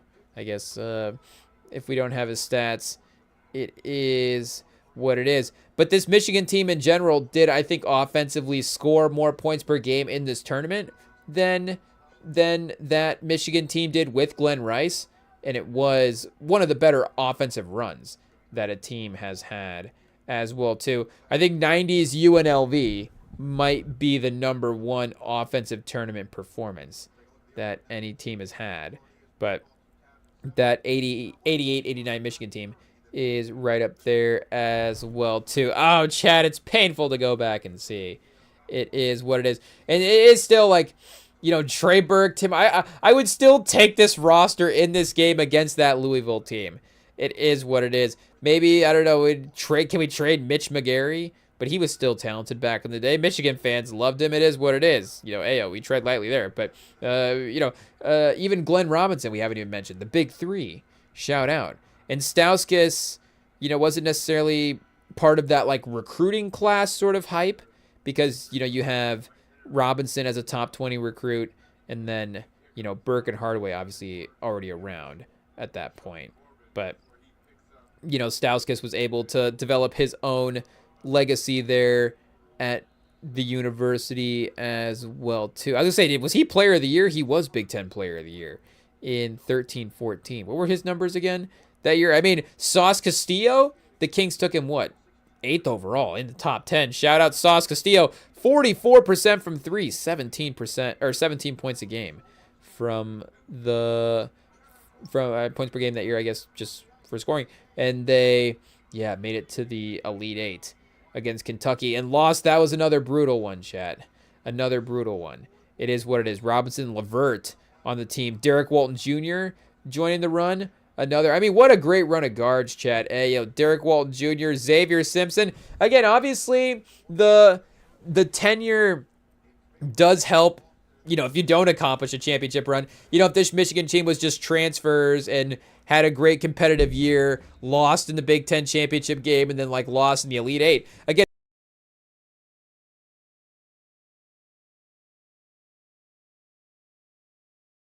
it becomes a great what-if team, but it doesn't necessarily, again, become like the same version of a beloved almost team the way that some of these other teams do, because, again, you develop the connection with the guys. But guess what? You can still love a championship team just as much as all the other championship teams. It is what it is. 24 points for our guy Sauce Castillo. Wait, who are they playing against in this game? Oh, the Harrisons wins again. Randall and Young. Oh, was this the year that they went to? I mean, we could have beat Kemba Walker in the finals that year. It could have happened. Was Sauce Castillo a better matchup for Kemba Walker than Randall and James Young? I don't know. Again, the NBA talent of that Kentucky team, obviously with Randall and stuff, that team is, looking on paper, a pretty talented team. But yeah, hey, do we have to, I guess, like we said, go shout out Glenn Rice here real quick for still being, again, the best season that any player has had. This is probably, I guess, I don't know if this is the most talented team. I guess, like I said, the Weber Jalen Rose team is still the most talented team, and we're still picking that team in every game that they play against any Michigan intramural all-time Michigan tournament is going to still be picked by that Fab 5 team. But 22 a game for Glenn Rice and 87-88, and then 25.6. Second team All-American in 88-89. Who was first team? Who was better than Glenn Rice in 88-89? Danny Ferry and Sean Elliott. Shout out Spurs legend. But Purvis Ellison, Muhammad Abdul-Rauf, and Stacey King from Oklahoma. So shout out to Ferry and Elliott, both the two-time All-Americans. And then Purvis Ellison, I think, was he the number one pick? Yeah, he was the number one overall pick. So I guess, again, the talent was proven there. Muhammad Abdul-Rauf, third overall pick. 30 and 27. So I guess that makes sense a little bit there. Are we kicking Stacey King off? Maybe he was 26 a game. We might have to kick Purvis Ellison off, honestly. He could still be the number one overall pick and second team All-American. That makes sense. 15 a game? Wait a second. How good was Louisville this year in 88-89? 24 and 9? I mean, shout out to Purvis Ellison. We're not going to try to take away his All-American season. Again, we're just bumping him down to second team. It is what it is. And he was a champion, as well, too, in his own right. But second team, I mean, Glenn Rice, Jay Edwards, Lionel Simmons, Mookie Blaylock, Sherman Douglas, and Todd Litchie on second team that year. Lionel Simmons from LaSalle, 7th overall pick. What was he putting up in 88-89? 28 points a game. Guys were balling out back then, chat. Guys were putting up points. Hey, 28-30. Do we have to go to this All-American team and see what we had going on? I guess shout out, you got like Boozer, the versatility, the playmaking, getting guys involved. So maybe a little bit more focus on the complete parts of the game. Obviously, Lennon-Borg is safe. It is what it is. I guess a Cuff was scoring this year. 23 a game. Okay, that's there. That's in that old school range. Boozer, again, had the all-round range. We're kicking Braden Smith off the list, maybe. But he was good at assisting, right? 8 assists, 14 and 8. And Purdue was a good team, and he's been a legacy guy. So it makes a little bit of sense there. Wait, what was Boozer's actual point total, though? Was it, okay, 22 a game? But again, these guys are in the upper 20s. 25, 27, 29. So Dimbasta, he was at 25. Did he lead the nation this year? He led the conference. And he did lead the nation as well, too, with 25-5. So wait, 88, 89, where would he have been at, chat? Like the 7th, 8th leading scorer in the nation back then with the way these guys were playing? Hey, the good old days. It is what it is. But now these are the good old days because, Michigan's winning the title. Lennon-Borg, the best 15, 6, and 3 that anybody's ever put up. Shout out. Wait, where was he at before this? Birmingham, Alabama, Birmingham? Is that Dilfer's school for football? The Blazers? Is that where he was at? I don't know. Andy Kennedy, I guess, was coaching him there. Hey, this team was doing nothing, Chad. I mean, shout out. This is why the transfer portal works.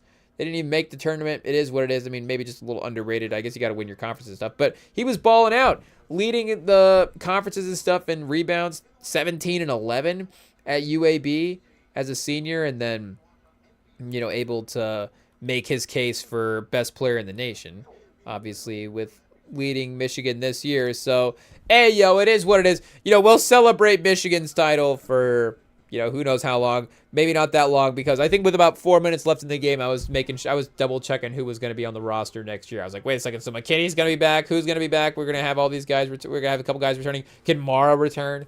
What are the possibilities there? But we'll savor this title for now. It's great. Shout out to the basketball program for being able to join the football program here in the recent history of them locking in that title. Shout out to Dusty May. We're glad he is able to be the one to power us to the title, to hopefully, be around for a couple of years as well, to continue to create that great legacy for the Michigan program. So we'll take a quick break. We'll be back. We'll keep talking basketball, hanging out on a Tuesday night, recapping the championship, talking NBA and more right after this.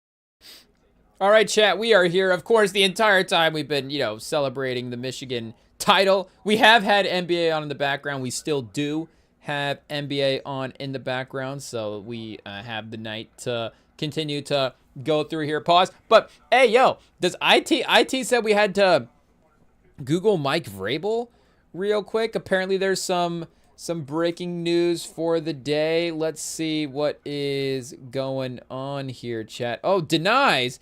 It starts with a denies, a Diana. Oh, whoa, chat. Hey, yo. I think we see both words there correctly, but I guess which one, are both people there correctly? I'm not sure. Vrabel, shirt in the tub guy is what it looks like. I guess it looks like that's where that's the stage of the day that they were in. I guess, just a quick little interview. Is there going to be an ESPN segment? Is this Diana Rossini's Kevin Hart hot tub show?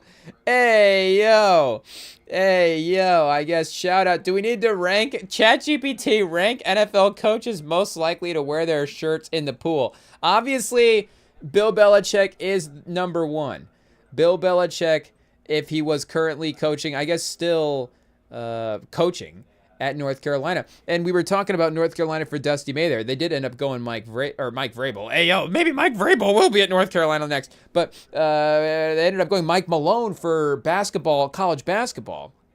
So two former pro coaches in the realms there for the university. You can tell that obviously the NIL investment is definitely being made, and the mindset for almost a professional program in a way, literally hiring professional coaches. But hey, rank every NFL head coach most likely to wear their shirt in the pool. We need the modern coaches. ChatGPT is going to be behind. We don't have plus. We need to rank every 2026. Here we go. 2026 NFL head coach most likely to wear their shirt in the pool. I think Steichen might be kind of a sleeper, honestly. I feel like the NFL head coaches weirdly might be shirt in the pool guys. There was that, I guess, Mike Vrabel, do we have to track him down? He's been busy. He's been celebrating the Super Bowl well? Hey, because there's that NFL head coach's drinking day that just happened. I just learned about, apparently this has been going, drinking problem. Ayo, NFL head coach's drinking day. Is that what it's called? Yeah, here we go. Sean McVay picks up the boozy tab. Hey, Yahoo Sports 8 days ago. So this was a week ago. 28 out of the 32 teams attended. I guess we might actually have to go to the Reddit here to see if we can, do we have a list? I'm trying to figure out if Steichen was there. I don't think Reed was there. So I think the Rem and Sam pod might represent half of the lame coaches in the NFL, Steichen and Reed. Hey, what do we got? They informed Chris Sims he would be paying for his own drinks. Oh, chat, they bought drinks for everybody except for Chris Sims, is what it looks like at the day drinking, according to the reporters on Reddit. But yeah, Chris Sims and Jay Glazer and Sean McVay apparently were out having a good old time. And I thought I did see was a picture of Vrabel in the mix here. Let's see. Oh, we definitely have one of Glazer. Sean Payton is there again. Sean McVay, I think, socializing with everybody. Jim Harbaugh or John Harbaugh. Hey, getting our Harbaughs. Is this John Harbaugh right here? I'm thinking this is John Harbaugh. I think we got Kyle Shanahan. Is this Matt Ryan? I don't know who that is, to be honest. Is that our guy Steichen? That's definitely not Steichen. But it probably is. I don't know. We didn't even know what Steichen looks like when he's not wearing the headset. And then I guess that's a Detroit hat. Is this Dan Campbell right here? Broad shoulders. So this could be Dan Campbell potentially. We do have him covered up by this guy in the foreground here. So I don't know if we start running a tally for guys that were at this. Can we get drinking day list and see who was at the event potentially? 28 of 32 coaches. Oh, Mike Tomlin was there. Oh, that's right. Michael Phelps was also there as well, too. Is Michael Phelps coaching a team that we don't know about? Hey, So maybe Vrabel wasn't there. I guess we know, but, if he's traveling and he's around, And maybe he told certain people that the NFL drinking day was actually this week instead of last week. I don't know. Trying to create himself an alibi.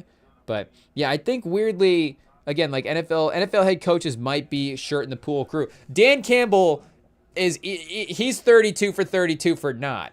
Dan Campbell, we might have to enforce some, like, you have to actually wear some clothes in the pool when you're. This is not the this is not the locker room. This is the hot tub. But shirt. Who is the number one shirt and pool guy? Pete Carroll is out of the league right now. I guess now that Clint Kubiak has taken over. Like Mike McDonald, current Seahawks head coach, he does, just kind of have like a, suburban white guy dad shirt in the pool kind of vibe to him as well too. Though, obviously, if we saw his Spotify playlist, we might be like, oh, okay, shout out to McDonald. But, yeah, it's Andy Reid. At this point, without Belichick, Andy Reid, number one shirt in the pool guy, no question. Actually, Andy Reid doesn't even count because I think Andy Reid is shirt on pool bench, or what do you, pool bench, like pool chair. Like, Andy Reid is number one shirt outside the pool guy. He's got, I think, a Hawaiian button down. It really just looks like Andy Reid's at the Pro Bowl at this pool party is really what it is. Yep, Andy Reid, number one, lock it in, shirt and pool. Mike McCarthy as well, too. I see a trend, Chat. ChatGPT's got a little bit of a formula for picking their shirt in the pool, guys. I think we need to be a little bit more inclusive with the top of our list. But Mike McCarthy, I think Mike McCarthy's shirt off. I think Mike McCarthy's kind of an old school guy. I think he might just, screw it, shirt off. It is what it is. Matt Patricia, if he's on a staff somewhere, he counts, I guess. Still number 3. Rex Ryan. Hey, yo. I guess we do have some media personalities. Again, I think Rex Ryan's definitely shirt off in the pool. There's no way he's not. Or he's finding an excuse to take it off. He's like getting in a wrestling match with him, and Rob are in a wrestling match at some point, and they're just, shirts are off there. It is what it is. Belichick, I guess 5. Tomlin 6. Peyton 7. Yeah, true. Peyton might be I think Peyton might be sneaky number 2. I think Andy Reid 1, Sean Payton 2 for shirts in the pool. Doug Peterson still making the list here. What do we got? Liam Cohen. Ooh, Liam Cohen could be a sneaky shirt and pool guy as well. Hey, yo. And that Jags GM as well. He might be like does anybody wear joggers in the pool? He might be the only joggers in the pool guy. Stefanski. We're getting to the middle of the list now. It really could go either way. Stefanski, I don't think he really has a strong take on shirt in the pool. Yeah, Kyle Shanahan. Sirianni's definitely shirt off. There it is what it is. Dayball. Oh, Dayball, though. Dayball's been putting in the work. I think Dayball now is, showing it off. Dan Campbell at 14 is too high. It is what it is. D'Amico Ryans, former players, 0 chance. Is what the ChatGPT says. I mean, but D'Amico Ryans, shout out. You can tell he still is in the, he's still in the gym, him and Dan Campbell both, with the former players. We might have to do like an NFL coaches combine. And it would be, I think, between D'Amico Ryans and Dan Campbell. D'Amico Ryans, I think has he played less than 10 years ago? Dan Campbell, I guess maybe Dan Campbell has as well too, but what is the cigarette life for espresso? How many years does espresso add to the life? I don't know. Or, add to the age, I guess is what we're saying. I don't know does espresso add years to your life or add years to your age? Let us know at REMINGTOM Pod on Instagram. But yeah, D'Amico Ryans is, I think, the most current former player coach, if we're thinking about the list correctly. So, yeah, 2015. So we're just now approaching him being out of the league a decade ago. And he retired, I guess, a little earlier, too, at 31. So 41 for D'Amico Ryans. LeBron is as old as D'Amico Ryans. We had to mention LeBron at some point. So Dan Campbell, I mean, he might be mid-50s, though. He was playing till 2008. So, yeah, a little bit. Where I guess, at this point now, about 20 years from Dan Campbell playing. So we've got Dan Campbell logged in at 49 for Dan Campbell, I guess. So, yeah, Dan Campbell, though, obviously a tough 49. You don't want to mess with him. But I think D'Amico Ryans would win the coaching combine. I think, again, he is the most recently retired player. But is there any coordinators right now that are on the rise. Who is the, I guess, the defensive coordinator there for Detroit? I was thinking like Calvin Shepard. He just played like a couple years ago. So, or am I getting the name right? But there might be a coordinator that could take a job soon that maybe could, potentially challenge him. But I think he would have to take the list at this point. So McVay, LaFleur, McVay is I'm still in Rams safe situation. This is definitely tier 4. This tier is definitely, again, like Ryans, Campbell, and McVay. McVay is 30, I guess, if D'Amico Ryans is 31. On this is, shout out Antonio Pierce, R.I.P. the Antonio Pierce years. Raheem Morris, Todd Boyles, I guess Todd Boyles, Gerard Mayo. This is the former coach tier. I guess it is what it is. But yeah, Andy Reid is obviously the number 1. And then I think Sean Payton is number 2 in this situation. Shout out. We did get it figured out. And Mike Vrabel is number 3. Actually, Mike Vrabel is number 1. Hey, yo. Number 1 shirt in the pool guy. Oh, no, chat. Oh, no. Is this really him right here on the Wikipedia page? We might be getting an update to some of the Wikipedia page. What does he say? Do we read the denial? I don't know. Mike Vrabel calls characterizations over photos with reporter. How did Mike... Laughable. See, chat? Okay, take notes. How does Mike Vrabel get out of this situation? What the Rewatchables... Shout out the Rewatchables podcast. Bill Simmons, Chris Ryan, Sean Fennessy, Van Lathan. I guess we should have mentioned Van Lathan first, but hey, yo, I guess we mentioned him last because we wanted to lead into the point of Van Lathan they have the segment. How would Van Lathan get out of this situation? I'm sure they might address this on Higher Learning. I guess is Mike Vrabel a topic that they'll address on Higher Learning? We'll find out how, I guess, how many different news outlets this crosses into. We'll see. Maybe not that one, but it could. A big sports story that, is like this. Again, this is an interesting. We need to know, how would Van Lathan get out of a situation where, I guess, we hate to bring his name up in a situation that could, involve these types of allegations.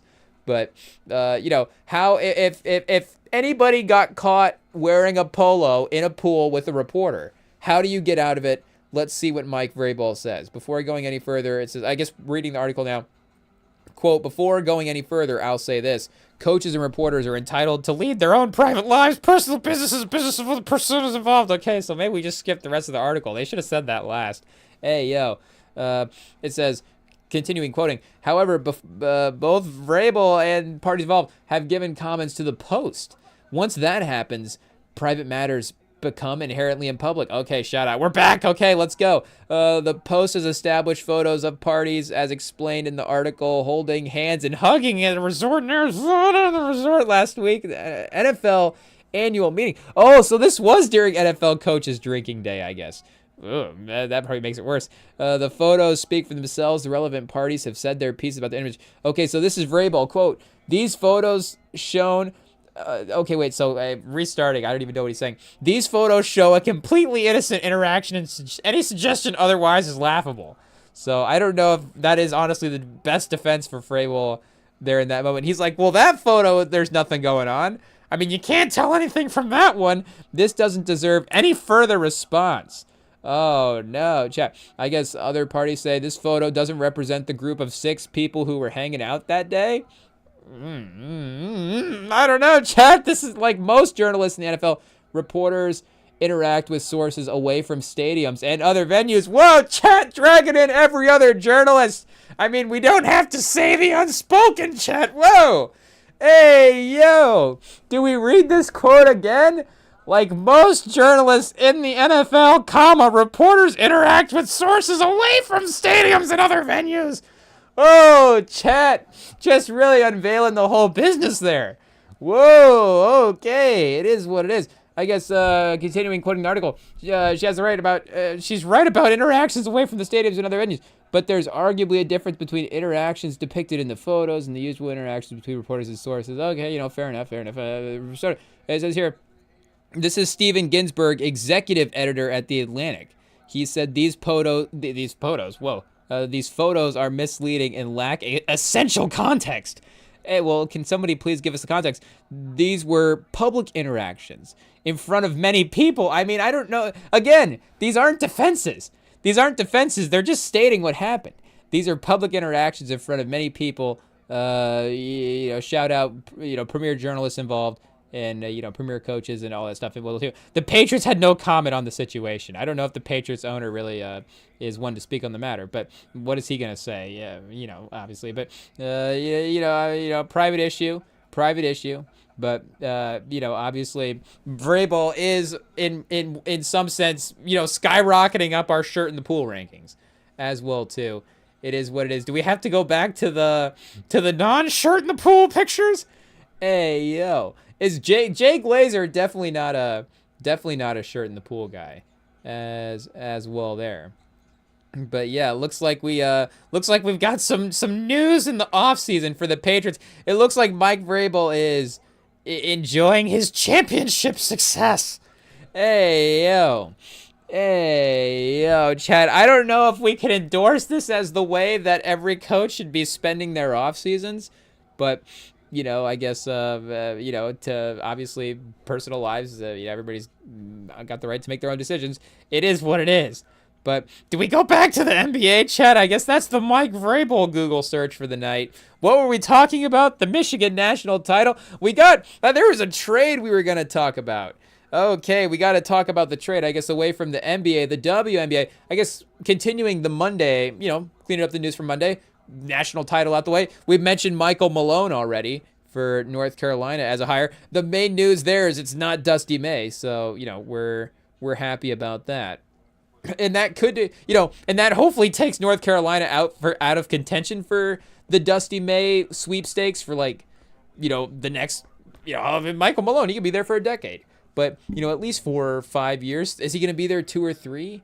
I don't know. But I was going to say, did Ogunbowale get traded? But no, imagine that and Beckers and then, getting an opportunity to high pick again. Like I said that, I don't mean to be disrespectful. Her and Beckers and the opportunity to high number 1 pick again this year is still, a building block that you'd want to have for a franchise. But yeah, Angel Reese traded to the Dream Chat. Going to Atlanta for 2 first-round picks. So the Sky, I guess do we start with looking up the Sky roster? Because they do have they were building around the double bigs where, we tried lightly, but they had Cardosa and Angel Reese there as the center power forward combo. But the fact that, of course, they're moving on from one, does that mean that they are, just straight up choosing to build around Cardosa at that point as the franchise piece? Or, did they trade her as well, too? I guess we have to double check and see what is going on there. But, I guess you can't even really argue the basketball talent about Angel Reese, because Angel Reese has been an all-star. I guess she's been an all-star both years, but she was definitely an all-star this past year. And, you imagine that is going to continue to climb into the all-league statuses as well, too, as the career goes on. So, I mean, yeah, they've really, I guess restarted the roster here. The only active players in general for this guy. And they have been, of course, negotiating a CBA. So what that does to the offseason movements, I guess now that they literally, again, just got that signed, we just see this trade happening as well, too. So, we'll see if, obviously, the more of those moves are going to be made. But for the Sky, they are just down now to Cardosa, Van Lith, Maddie Westbled, Sveji Uzvin, and Ariel Atkins as well, too. And I guess I don't really know what the contract status is for the last 2 there. So they've got really 3 active players on the roster at this point for the Sky. So they really do just want to have the picks.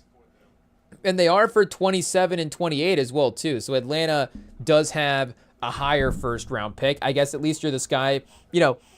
The pick can't be worse than 13. I guess with expansion, it could be a little bit worse if the Dream go on to win the title. But in theory, tier-wise in the draft, it's not going to be – it can't really get to a worse spot in the first round. Because, again, it's at the end of the first round right now if we're just talking about draft value. So at least you take the gamble of – the next 2 picks could be better if the Dream just have, worse regular season records, they could still have successful seasons. I guess does the WNBA. I think it goes off of the regular season for the draft. I'm guessing if it's, to the NBA correlation there instead of the NFL correlation.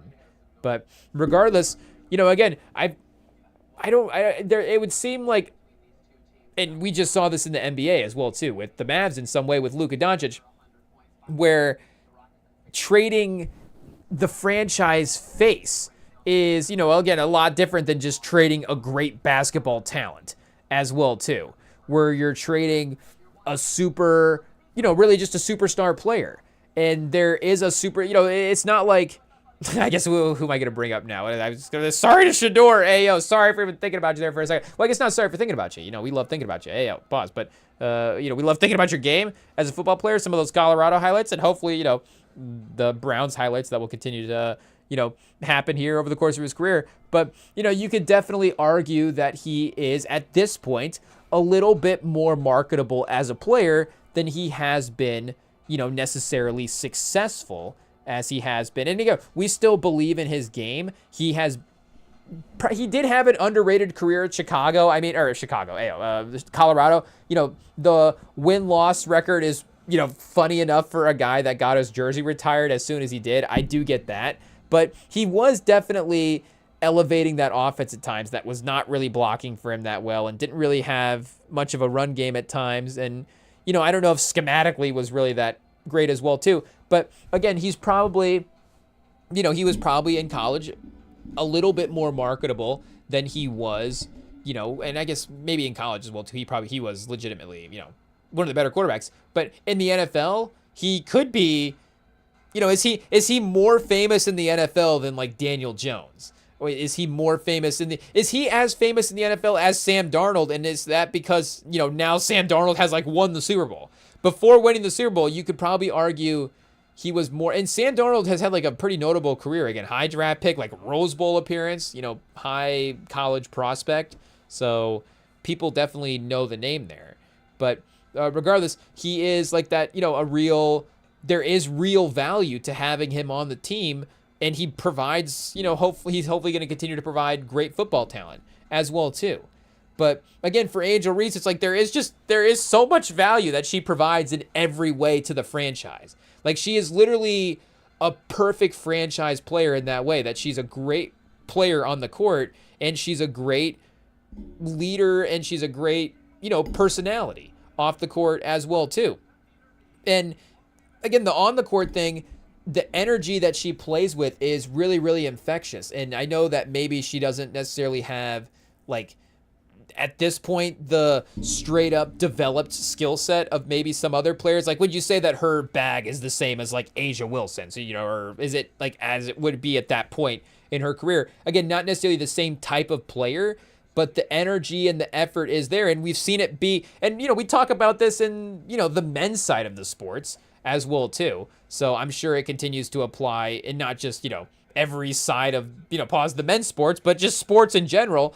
Winning at every level does matter. And we saw her win at the college level to the highest degree, being the best player on that LSU team. Obviously, that LSU team had other great players as well, too. But she was definitely the leader of that team that won the title. And I imagine that impact is definitely going to continue to happen for her in the WNBA. Now, I think this is actually, in her case, probably a good trade as well too. Again, I'm not necessarily probably the best one to speak on ranking which franchises are the best, but I do think that Atlanta could potentially, they just straight up just had a better regular season than the Sky did this past year. So immediately, if they're, returning a bunch of their roster, they're a better team that way and, making a little bit of a push. But yeah, Ryan Howard there for, that core building piece as well. And there's Alicia Gray, I guess, is the other player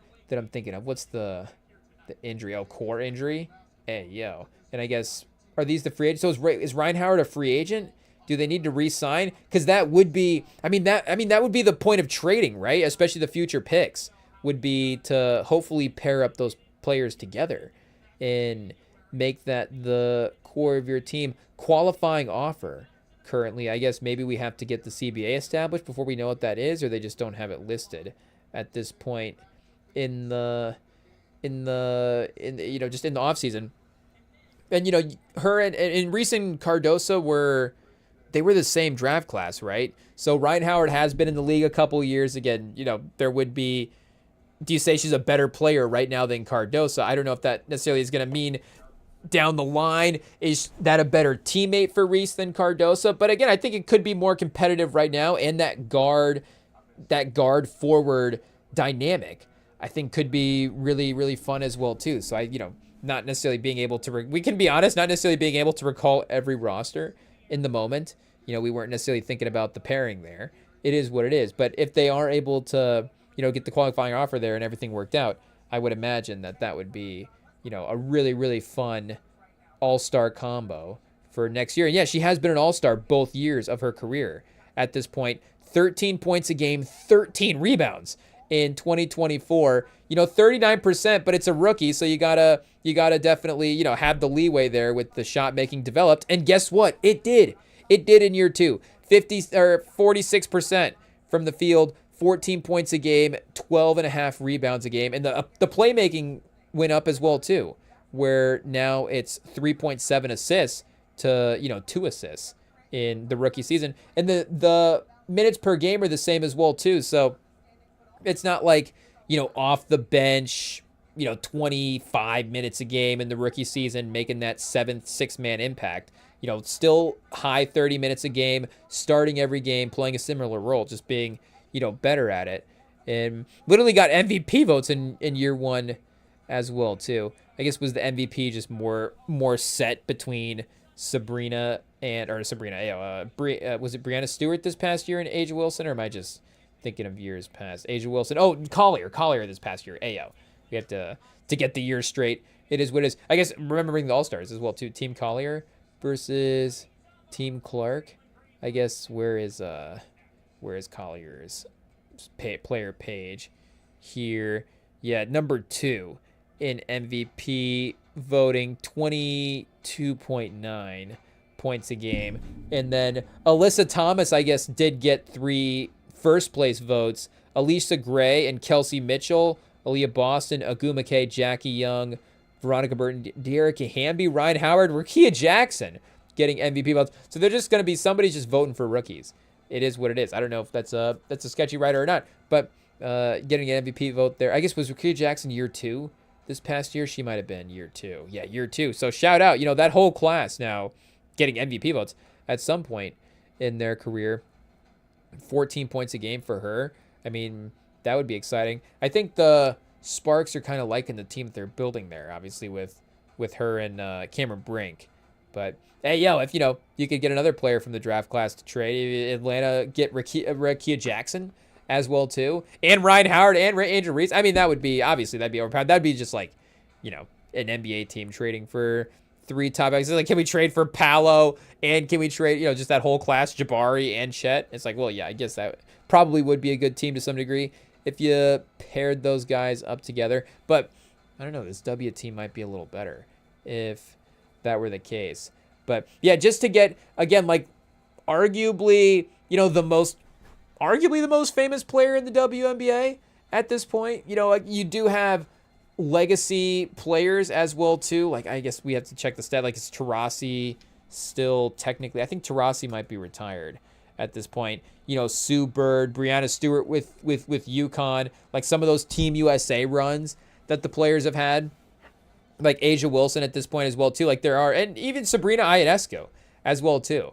Like, there are a bunch of really, really famous WNBA players, obviously, hot take. But you could obviously argue that Angel Reese is kind of the most influential, just / straight up the most popular of all those players. But yeah, she really is just, again, like a real, she just has the motion that she has just in terms of basketball players in general is pretty crazy for, the way that people look at what she does. So just to, again, get that kind of franchise face for Atlanta is definitely a great move. But then, also she is an all-star impact level player as well too. And I know there is, again, obviously some debate around her game, but it's clear that it's been impactful at a winning level where she's been. So I imagine that it's going to be impactful here in Atlanta, or, not here in Atlanta, but, for relocating the team for there in Atlanta as well too. So shout out to the dream. It's going to be, I mean, I guess any team that Angel Reese is on is going to be our second favorite team.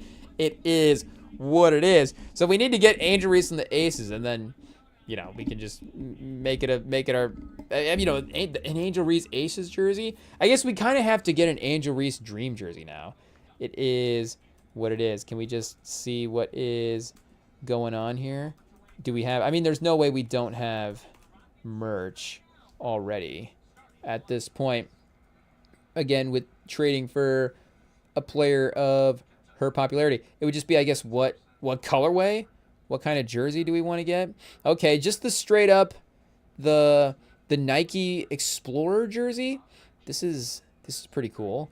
Shout out here. Do we just have at least a section where we can just at least see the styles of what's going on? Okay, we got the option. Shout out. I guess we got to see what is going to be drops for this upcoming season as well too. Do we get a t-shirt? If we're just going to get a Dream hoodie, we can't just get a straight up Dream hoodie. It has to be player specific. We can't cheat on our own team like that. But this powder blue one is pretty cool. Hey, yo, that is not bad. If we get enough Aces merch, then we might be able to get that powder blue one. For some reason, I got to be honest, in my heart, I do feel a little bit more willing to wear other teams' gear for the WNBA than the NBA. I would definitely rock, of course, other players' jerseys to some degree. I can never see myself, what do we see, be like a nursing home someday, and they're like, somebody, donated you a Pistons jersey, like, put it on there, Pappy. But, I would never willingly put on another team. I guess it would, again, it would have to be a very, very, very specific situation, and we would really, really fight it. It is what it is. But I would rock another player because, again, obviously we respect and love individual players. I'd get a Joe Johnson jersey tonight if we went to Temu and they had a good, deal on Joe Johnson. Not because we want the Temu version, but just because, the economy these days, am I right? But, I guess, can we still shop on Temu? What do we have access to? But, and what do we need here? We're just trying to shop for Aces jerseys. It is what it is. But Fan Central... What do we, Aces mobile app, community news, tickets? We don't have, oh, here we go. A bag? Is this where we go for the shop? Aces team shop. Perfect. But what are we saying? Yeah, we would definitely rock, of course, obviously, as anybody would, other players. A LaMelo Ball Charlotte Hornets jersey. Who wouldn't wear the LaMelo Ball Charlotte Hornets? The Asia Wilson plush doll. Hey, yo. Hey, yo. I feel like that's kind of interesting. But, custom jerseys. We could go with a custom jersey. So we could just go with a custom Angel Reese Aces jersey, kind of project. Or just a straight up, honestly, an Asia Wilson tee is not bad. A hat. We get a finals MVP hat and then a t-shirt. And then after that, I think we can get that ace. We can get that Dream powder blue hoodie. And maybe start rocking that as well too. Okay, chat. There we go. There's our merch update for WNBA. The For Him section. A little camo jacket, chat. Hey, yo. Just because it's a guy doesn't mean I want it to be camo. Is this what it's like, chat? Is this what it's like? Hey, yo. It is cool, obviously. And we need to just get the orange one as well, too. Just the WNBA orange hoodie. We need to get all kinds of merch. It is what it is. Shout out. But, yeah, we do have to, properly represent our teams, I guess, before we start diving in. But like we said, players can happen. So when you see us rocking an Angel Reese, and I love that it is like that. It's literally the one player that they have in the shop as well too, because they know. It is what it is. If we go to the Fever, are they even selling jerseys at this point? I guess we did have different jerseys here. So yeah, we got the black and the red in terms of the colorway options. Do they have like a black and gold situation? Could be kind of fun. We get a Gustafson. Buckets. It's just an Aces Buckets. I was like, who is Buckets? Hey, yo, shout out to Billy Buckets. This is Aces Billy Buckets, the first guy in the WNBA. But Asia Wilson as well, too. Hopefully he doesn't, hopefully he sees the right side of that. But what are we saying? Hey, yo, chat. We're getting out of control. Do we have to go back to break to rein it in? We might have to. We might have to real quick. I don't know what's on the schedule next. Hey, yo, shout out, though, to the Dream for getting Angel Reese. Hopefully the relocation is able to work out there. But it is a bummer because the games were much easier to get to, potentially, in Chicago. Obviously, the 4-hour drive to Chicago versus the 4-hour flight to Atlanta. Hey, actually might be like a 2-hour flight. I guess, what are we counting TSA lines? Oh, chat. Hey, yo. We didn't mean to do it to him. But either way, nothing will stop us to get to an Angel Reese game. It is what it is. But yeah, chat, they traded her before we could go see one in Chicago. It is what it is. So now we know.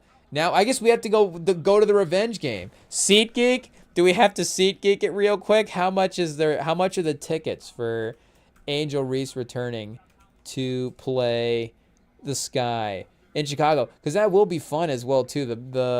The motivation. I know that, again, I'm sure that you know, obviously, you know, the basketball situations, you can see the potential benefit of being traded to the Dream and that actually being a better move for your career. But you're still going to have that, you know, that pettiness that the team traded you.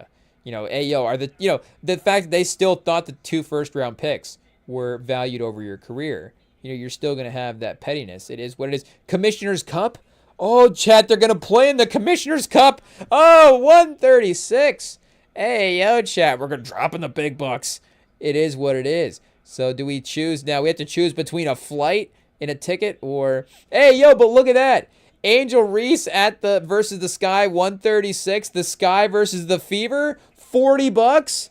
Oh, chat, Angel Reese, three times the market share of Caitlin Clark at this point. And I do think in some ways that just, again, that WNBA, or just that sports influence as well too, but just to reference the league, like the influence that she has compared to other players, I think, you know, again, not to say, you know, you do have to give Caitlin Clark her credit for where she was at, obviously impacting the game before she got hurt.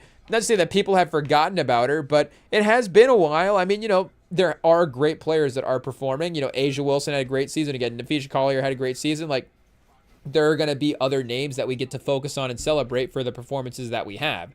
So, again, I'm not saying forgotten about in a crazy way. It's just that, you know, other people have had their time in the power rankings, and, you know, maybe, you know, if it's like a Rap TV Rapper of the Month power ranking post, you know, Caitlin Clark might have fallen down the current power rankings a little bit. Again, it's just, you can't help it. It is what it is. It's like Tatum in the NBA there it's like Halliburton right now. You know, we can't even really discuss Halliburton in player rankings because he's not even playing, but Halliburton just had like the craziest playoff run of all time with buzzer beaters last year. He could legitimately step back on the court and be the 12th best player in the league. Or, you know, not even, he could be the 5th best player in the league. 7th, I guess, you know, 5th. We start getting crazy. What do we got? Wemby, Jokic, and Tatum, and Shea. Like 1, 2, 3, 4. Luka, 5. So, you know, he's got to be, I guess, he can't. Yeah, he could be better than Luka, I guess. Hot take. I don't know, but you know, he could be, again, the 7th, 8th best player in the league. But we can't even discuss him right now and make it a fair argument. We didn't even mention Ant Edwards there. So yeah, it just depends. It just depends in those guys as they perform, you know, and who's available to talk about. Like, that's what's going to happen. But I do think that there was a little bit of, you know, catching up / overtaking. It's like, hey, you know, Angel Reese has had more time in the W than Caitlin Clark at this point.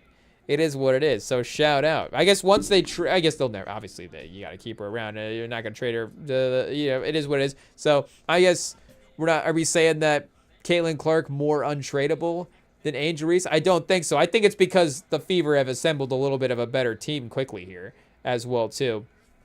You know, bringing in some veterans and having Boston previously as well too to kind of have the other franchise building block there. So the team is just in a better competitive space. Like if they traded, you know, championship level pieces at this point for future picks, it would just be a little confusing in general with the way they have the team set up.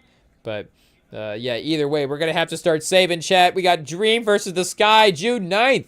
So it'll be a nice little summer trip to Chicago. Hey, yo, that might not be bad. What I guess we could just, I guess, go to any Sky game. But they were much more interesting, you know, when Angel Reese was there. I guess when the Wings, would be a fun team to potentially go see. Like we're saying, hey, yo, our apologies. Hey, yo, Wale would be a top-tier player to go see in person for sure. One of the great scorers in the WNBA. And I guess, the Link obviously are great with Collier and being a championship-level team that's last year. So do we go, I guess, what are Link Dream tickets going to be? Because that would be a fun matchup to go see as well, too. So I guess those are the two Midwest teams I think that would be the most efficient. As we just currently plan our trip here, it is what it is. I guess, and Indiana as well, too. So Dream at Fever, 37, chat? Hey, yo, is Caitlin Clark not playing this year? What's going on? Now I'm getting a little suspicious. That's kind of crazy. I guess just Indiana Fever tickets are low. It is what it is. But that might be a sneaky one. That might be a sneaky one. You might see us live from Indy on June 4th. Dream Fever. Angel Reese versus Caitlin Clark. It is what it is. What else do we have here for, I guess, where were we looking for? The Link game? Probably not going to make it up to Toronto to go see one there. And then they go to the Link May 27th. Not quite. I guess if we're trip costs, see, now we got to calculate trip cost versus ticket cost. It is what it is. But we'll start playing in chat. See, that's what happens. That's what happens when you have a franchise player. You make the effort. You make the effort. Chicago just gave up the make the effort part of the franchise. I don't know that do they still have the obviously great basketball talent there, and we're not going to try to, obviously it is what it is with some players' personalities. You just can't deny it. It's not to talk down another personalities. Just some players, just have that charisma and you gravitate toward, following their moves and watching their careers more closely. But, hey, yo, they had one of those stars. They had one of those stars and they gave up on it. So it's just like, that's more the shocking thing to me. Is not, again, I guess, shout out. Obviously a team, I guess it's great to see, again, her potentially go to a better basketball situation. But for a team to trade, again, maybe the most popular player in the league, the most famous player in the league, I don't know. It just a little confusing of why are they doing that. But, shout out. Hopefully it all works out for the best anyways. But yeah, we'll be right back. Quick break. More basketball right up after this.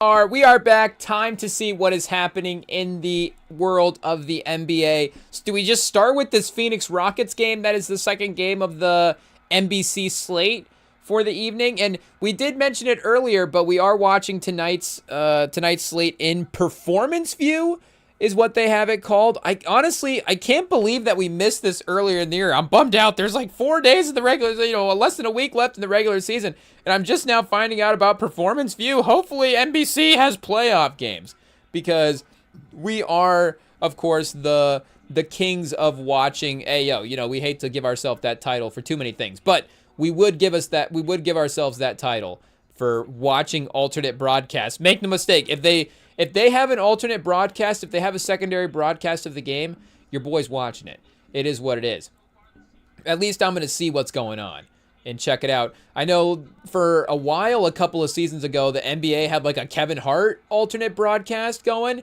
And I mean, I'll never forget that. That'll be like the best time of my life. Like, I can't remember, pause. Like, I was like, Kevin Hart and the NBA in the same night? I don't even need 2 TVs. I just watch this alternate broadcast and, get the full scale of what we love for entertainment. It's great, but obviously there has been now some of the advanced analytics types of broadcasts being involved, or the different graphics on the screen. What do we talk about? The Nickelodeon broadcast? No, of course, Amazon Prime has done the next gen broadcast for Thursday Night Football. I guess we don't have Prime ourselves, so I don't know if they do an alternate broadcast. Actually, I did pull up they did have a Prime game, was it on Easter? So I did pull up the Prime game, or no, maybe it was just like a random night. I was just over at my grandma's house. I don't know. Ayo, we hanging out at the grandma's house. It is what it is. But because she has Prime, we can watch NBA games. But I remember checking for an alternate broadcast, because like we said, we love to watch alternate broadcasts, and Prime does have those sometimes, but they didn't have it for that. So I guess maybe they don't have one for the NBA. But performance view anyways. To get to performance view for NBC, it really is them trying to do a 2K thing, which maybe sounds obvious for what an alternate broadcast should be. But again, NBC, the next gen broadcast is fun because it is, actually additive to the viewing experience. Like, this is literally just name tags over the players, and they have a 5-star ranking system for the players' attributes that flash up on the screen. So that is kind of like a fun scouting report element to the game. Like, that as an element is good, but that as the entirety of the broadcast is a little bit weak. Again, the nameplates as well too. Like, yes, I guess it's nice to know what the players are on the court, but also, dedicated fans are probably watching the alternate broadcast, so they probably know who the players are, or they can look them up, or they'll just, wait and see what their jersey says as well too. I think that's why they have the names on the jerseys. But they also have a trail that follows the hoop, or follows the basketball as they shoot it into the hoop from 3. So that is just kind of a, I guess another just 2K sort of aesthetic as well too. Sometimes the hoop lights up green when they make it. And I guess on that icon where they have the 5-star ranking system, I see now they do have like a hot cold zone icon on the court. So that is good.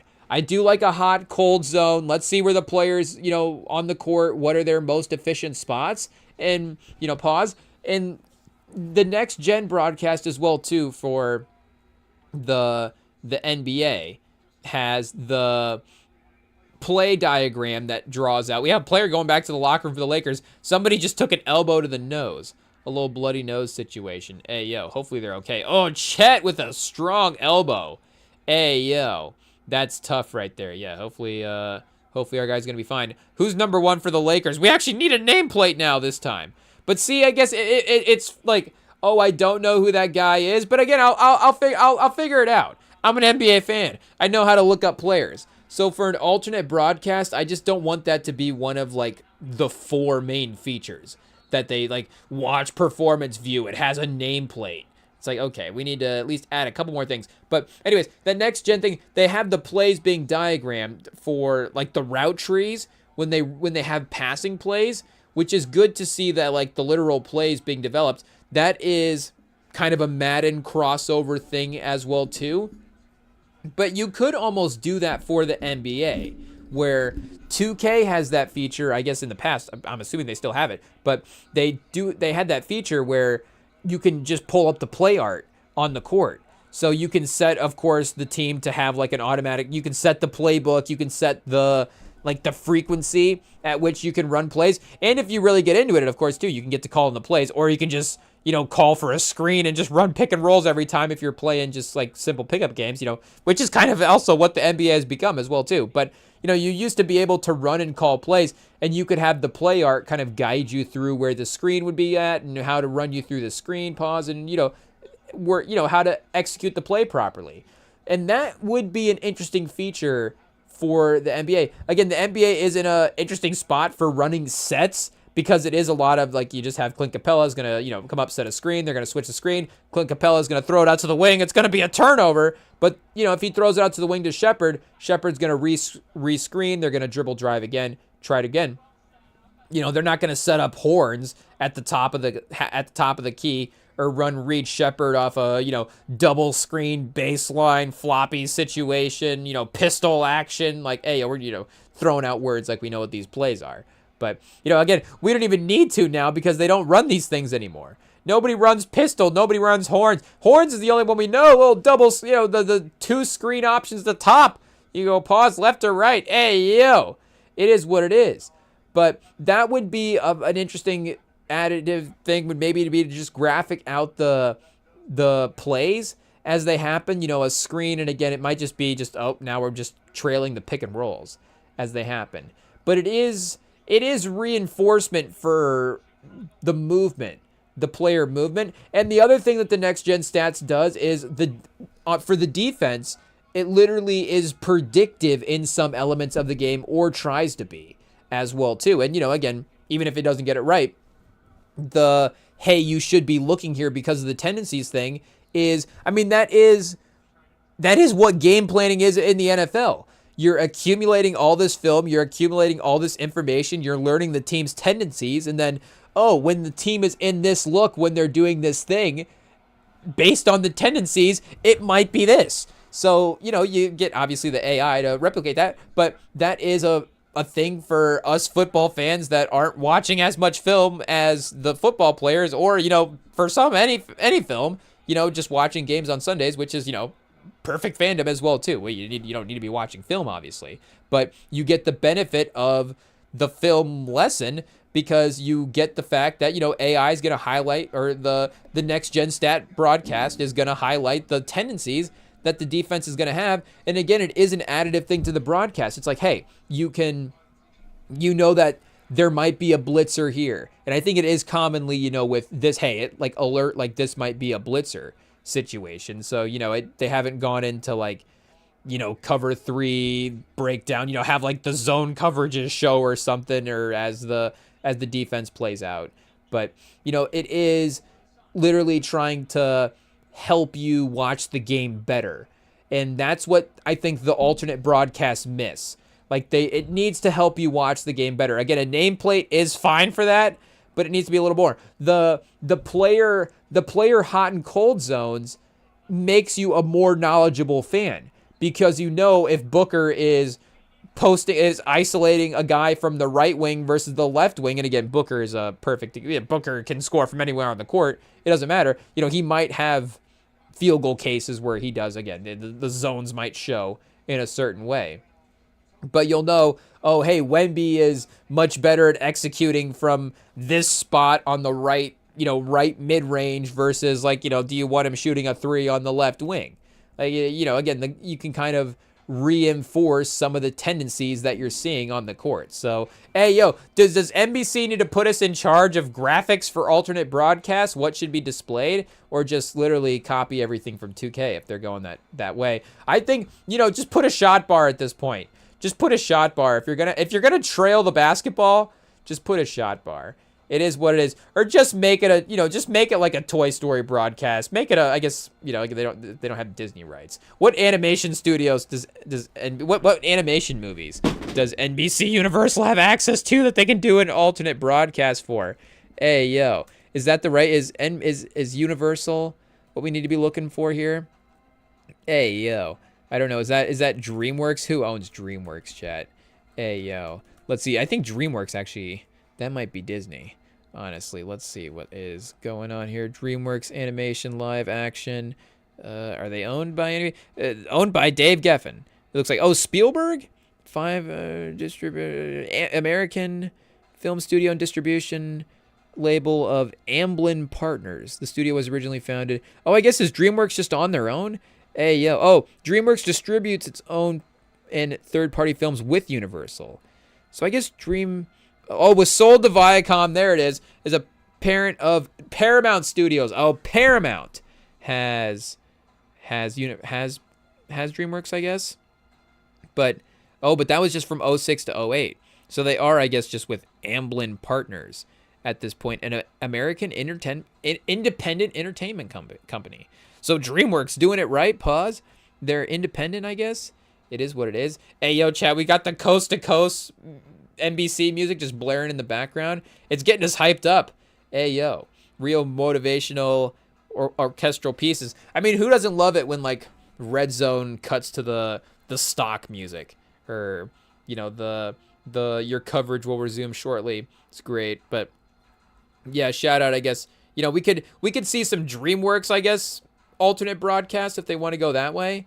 But they need to, I guess was it NBA TV? Somebody did do a alternate broadcast. Maybe it was HBO was trying it there on the app for a while. But somebody did do an alternate broadcast where they had like a percentage when a player would go to shoot the shot. They would actually show you like what the percentage was of him making the three or whatever. So, and maybe, no, it wasn't just on threes. This might have been like a TNT overtime situation. I don't know. So maybe that technology is patented, and now no other broadcast can show, what percentage live when a player is actively, making a shot. But that is additive, and it does obviously change depending on the circumstances of the attempt. If the player is wide open, then it's like, hey, this might be a 60% chance that this goes in. Or it's like, oh, I remember it's like Paul George taking contested step back like 14%. It's like, oh, no. I don't know why Paul George randomly, I think of him when I think of the shot percentage meter. Because maybe it was Clippers games. Maybe it's the Clippers broadcast. Spectrum? Do they do that? Maybe we have to go watch all the, we're not watching that many Kawhi games unless they're playing the Spurs, and, we're watching the Spurs broadcast.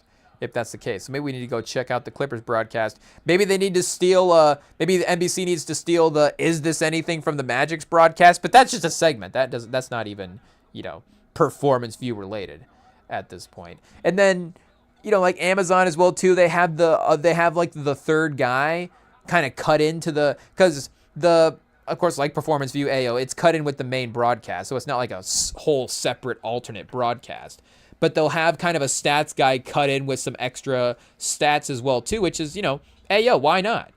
At least if you're focused on a more, stats analytics side of the game, if he's going to give you, a fun, I was going to say a fun nugget, pause.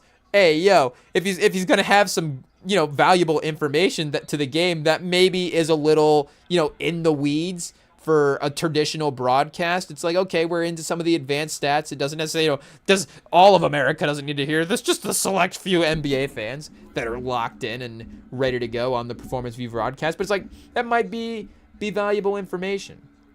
But yeah, I think sometimes these alternate broadcasts, like we're saying, can fall into the trap of just animating the game, like just animating the action that's happening.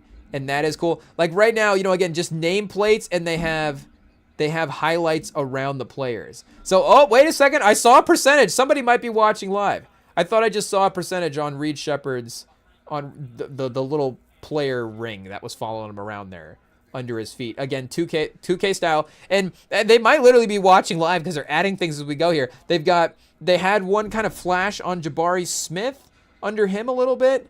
So maybe there is like they should pass it over there. See, that's that like kind of secondary play calling. Like where should Reed Shepherd be going? What are, when Luka Doncic is in the pick and roll driving to his right, like, again, I'm not saying what should AI be accomplished for, but just, it seems like we have the technology to accumulate these stats, call it AI or not. Like, should we know where he is throwing these passes at this point when he is off these pick and rolls. And again, maybe we're just like unlocking next levels of advanced scouting if these kind of tendency scouting things are available. But again, like Iguodala now driving for a layup and he makes the layup and they just give you a little green animation around the basket. Like we need a little bit more than that. That's fun. I don't mind it. But it just needs to be, you know, a little bit more of a catch if it's going to be, you know, a whole separate thing. But again, if you're not necessarily like employing a whole separate team, it's different when you're employing a whole separate alternate broadcast. And I'm sure that's why the stats broadcasts are more appealing to these networks versus that type of thing. Because again, you do have to pay for a personality as well too. You could get, I'm sure, you know, a whole separate broadcast team, but then it's like, why am I, you know, watching a broadcast team that I don't really know versus, you know, now all of a sudden just the main broadcast team is just now they're the more famous team as well too. So you have to pay for a bigger personality. Again, we'll use Kevin Hart as an example because that's what they did. But you'll have, you know, a famous celebrity like Kevin Hart. You got to take him out of their schedule now to watch NBA games. That's not a bad thing. But now they're, you know, taking time away from other commitment things. It is a part of, it's like, okay, the entertainment job that I am focused on now in some ways. I'm hosting this NBA alternate broadcast. So you're paying for the personality. You know, you could have it on Zoom. You could do a Manning style thing, but even they have legit sets. So now, you know, I'm sure cost-effective home sets, but still, in terms of just displaying graphics, I guess, you know, is it going to cost more to run the AI to figure out these stats than it is to just pay Kevin Hart to make jokes during the game? I don't know. Bring the Kevin Hart alternate broadcast back. NBC, I guess he did he drop a special on NBC recently? I feel like we've seen that in searching for sports, but that might be on Netflix as well too. There is a good chance, seeing as how that is the, you know, typically the special place in the past, the place where specials has been dropped. You know, I guess in some ways the magic of Netflix early, you know, it was a special place, but I don't know if it is now it's the evil entertainment, you know, it's the evil of the entertainment business. It is what it is. But, you know, you live long enough to see yourself become the villain, chat. Netflix, the Harvey Dent of the entertainment industry. Hey, yo. But what are we saying? Shout out to Performance View. Do we even go through the box scores, chat? Hey, is there anything worth looking at? Warriors versus Kings. Our guy Renaud. We need to just do a Renaud stat check. This guy at this point, he's 17 and Maxine. Hey, yo. Maxi, is that his name? Max Meme. Max Meme? Emmy instead of N-E. Pierre Renaud. 12 a game, I guess, for the season. 29% for three. But I'd say he's been consistent upper teens as of late. And maybe some higher in performance. As a rookie as well, too. So, I mean, the Kings. Do we have to give the Kings some scouting credit here? Hey, yo. I don't know. Where did they draft him at? Who was even the Kings' first pick in this draft? I don't even remember. That's the Kings franchise for you. It is what it is. We don't know who they picked first in this draft, but the 42nd pick's kind of nice. He's kind of nice. He's kind of balling out. And they do have, you know, a little bit of a center legacy. You know, it's not obviously like the craziest one. I guess, did they have a first-round pick? Maybe that's why we're not thinking about it. Dallas, San Antonio, Dylan Harper, Edgecombe, Ace Bailey. Let's see what we got here. Sacramento. Yeah, it looks like they were absent the first round. Who did they trade that pick for? Who had Sacramento's first round pick? I guess Brooklyn was probably the team that had it, but I don't remember if what was Sacramento's record? The 19th pick? Would that have been potentially the Brooklyn pick? Let's see if we can go to Nolan Traore's player page and see if he or did OKC have it? It would have been one of those two teams since they had, you know, most of the picks. Oh, chat, this is going to be in the weeds. Look at the history of this pick. Hey, yo, this pick was moving around. Traded by Milwaukee. Was this part of the Drew Holiday trade? What was going on here? This was just a random trade that happened. Oh, Missy. This was the Missy trade. A 2026 first, a 2027 first to the Pelicans, a 2023 first that became Nick Smith Jr. to the Thunder. The Bucks got Hampton. The Bucks got George Hill. Oh, George Hill went to the Thunder. No, from the Bucks. The Pelicans got, they traded Drew. Oh, this was Drew Holiday to Milwaukee. Yes, Zylan Cheatham. So he was a part of that pick. A part of Nickeil Alexander-Walker. A part of McCollum going to the Pelicans, a part of Jeremy Grant going to the Blazers, a part of Duran going to the Knicks. I mean, this pick, unfortunately, the draft pick was the worst part of this pick. Hey, the trades were much better. And then a part of I guess a pick that got them another pick as well, too. Bogdanovich was part of that trade. I guess we're just kind of quickly scanning here. So we don't know what happened to that Sacramento first. We never will. But I guess regardless, they did not have it. So I guess they won anyways, because Renaud is still one of he's first round talent in the redraft next year. Where's he at? 7th in scoring for the class. He has more points than Dylan Harper. Hey, he does have more minutes. He's probably got a little more opportunity here on the Kings. But is he going to be first team all rookie? Is Dylan Harper going to be? He has to be, because San Antonio's good and he has been legitimately impactful for the team. So he kind of has to be. Is there an advanced stats case for Harper here? Let's see. We got value over replacement player 1.3. So yeah, he's 4th best player in the draft this year according to that metric, over Edgecombe as well too, which is fun. Kalkbrenner, again, if we're going just opportunity, Knuppel and Flag and Kalkbrenner, hey, they're getting the run. That's the only reason, but kinda as well too. But Kalkbrenner, I guess in 21 minutes, shout out, he is, 1.4 VORP to, Dylan Harper's 1.3, and Dylan Harper is up to 22 minutes a game. So, he is like legitimately, obviously a rotation guy for him. But what's Renaud's VORP on Sacramento, chat? It's not looking good. 38th in the class, behind our guy Janai Broom. Shout out Janai Broom, 55 minutes played this year, getting some run. But I guess he's also Danny Wolf from Brooklyn, 1,000 minutes is down here as well too. Pause. I guess Proctor for Cleveland.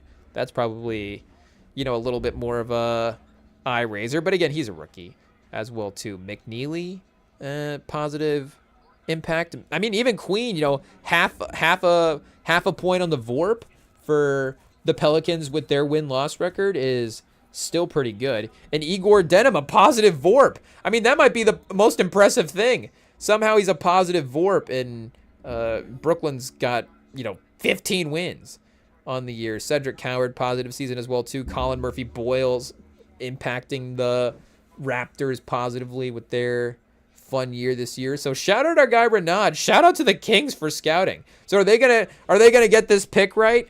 Does that mean lock it in? Because unfortunately, well, I guess the number 1 pick, they had a choice. They're down to 5. Renaud, chat. Renaud's playing him out of he's playing him out of Dembasta. Renaud's too good. The problem is they should have benched him. Hey, yo. Now all of a sudden they're number 5. I guess they're not. Are they winning games? What's happened? These other teams are losing games worse in going up the list. So yeah, right now they're in Kingston Fleming's Keaton Wagler territory. I mean, shout out again. We said we were comparing Keaton Wagler to Trae Young, but also maybe saying that Trae Young is actually better than Keaton Wagler. But we'll see if that translates to the NBA. He had a better stat season in college than Keaton Wagler. And, Wagler had a better season in terms of taking his team to the Final Four as well, too. I mean, his team was better. So, I mean, Trae Young on that Illinois team, they might have won the championship. Hey, yo, it is what it is. Do they go? Is this going to be like do they just take our guy Lendenborg? Yeah, that's what it is. Just take Lendenborg 5. Shout out. Lock it in. A Cuff, maybe? A Cuff would be a classic Kings pick, maybe. A Cuff and Renaud? Is that a Kings front court, backcourt duo that we could see? Is that does that have shades of Vlade Divac and Mike Bibby or something? I don't know. Maybe it would be Mikal Brown more in that territory then. But yeah, I guess Flemings, Wagler, any of these guards, Amnett. Unfortunately, yeah, Caleb Wilson even would have that, is he actually a top 3 guy sort of hype to his, draft status this year. So unfortunately, Sacramento has played themselves out of the fun part of the draft. It is what it is. But like I said, we love all these names. It just, there is definitely a more of an even tier here. So situation is going to matter. Koa Pete, maybe take him 5. I don't know. Braden Burries.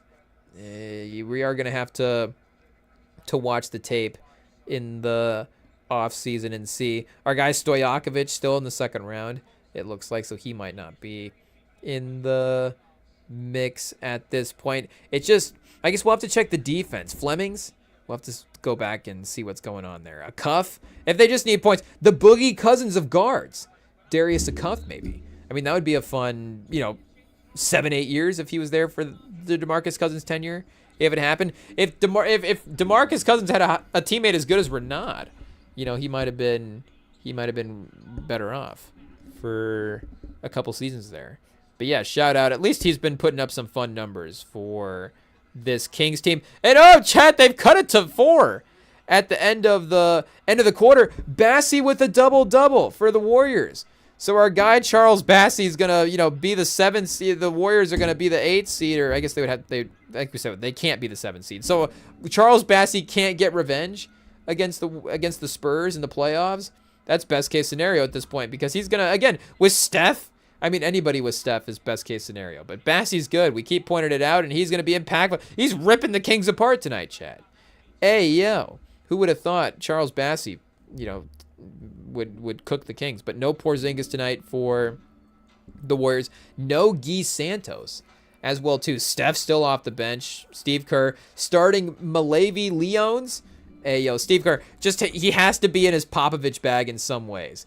He's like, what's the fun random coaching thing that I can do in this game to just make people go like, huh? So I'll start Malavi Leons over Steph Curry. And I guess, still working him back from a minute standpoint there. But Killian Hayes, 17 points tonight, 6 for 10 from the field. I don't know, do they get a little rotation player for him for the next couple of years? I guess 28% from the field. Oh, for 3? Oh, no, this game is, 28% from the field this year in 20 games. Hey, yo. I think they've got themselves, an AJ Dembasta player there for that. But tonight, he's playing well. It is, showing up decent on the stat line there. Otherwise, not much going on for the Bay Area matchup there. Dallas versus the Clippers. Cooper Flagg did just get to 50 the other night. Obviously, the scoring has been crazy this year, but I am, now we have to pump the brakes, because we have to remind people that Wemby is obviously the most hyped up player in the league. But the shots, hey yo, he's getting 30 shots a game. Like, let's see, he might be up there with most field goal attempts ever for a rookie in a season. I would legitimately not be surprised. And at least in this late run, I guess he is 47% from the field. So he's balling. He's playing well. And that 3-point number is only going to continue to go up over his career as well, too. That's going to be the scary part. Yeah, he's only at 16 attempts a game. But again, that's 21 points a game for the season. But kind of has stole the Rookie of the Year back from Knuppel as well, too. Knuppel definitely the more consistent player over the course of the season. But definitely the higher end performance is obviously going to Flagg. And just, hey, yo, almost 100 points in 2 games is insane. Like, you do have to give him the credit there. Will he be the defender that Wemby is? I guess that's what we have to hope for at this point. But I guess he was efficient and great. He wasn't even relying on field goal attempts. We didn't even look at the box score. We couldn't even help it. We just had to assume that he was taking a lot of shots. But getting to the free throw, getting respect from the refs now. 17 field goal attempts in this, or 17 free throw attempts in this game against the Lakers. You would think that they would give the Lakers the whistle pause, but whoa, hey, yo, but no, I guess it's Cooper Flagg. So yeah, speaking of the 3-point number going up, I mean, it's already at 39% in the last, what do we got here, 7 games. So the Mavs 2-5, but 7 games, he is 29 a game, 50% from the field, 39% from 3. Oh, Chad, it's scary. It's scary. The Spurs, we got to win it this year. We have to. Hey, yo, this Cooper Flagg guy is going to be a problem. I mean, Edwards, he's obviously just going to continue to be a problem. So, we need to take advantage while it looks like the league at least is tilted in our favor a little bit.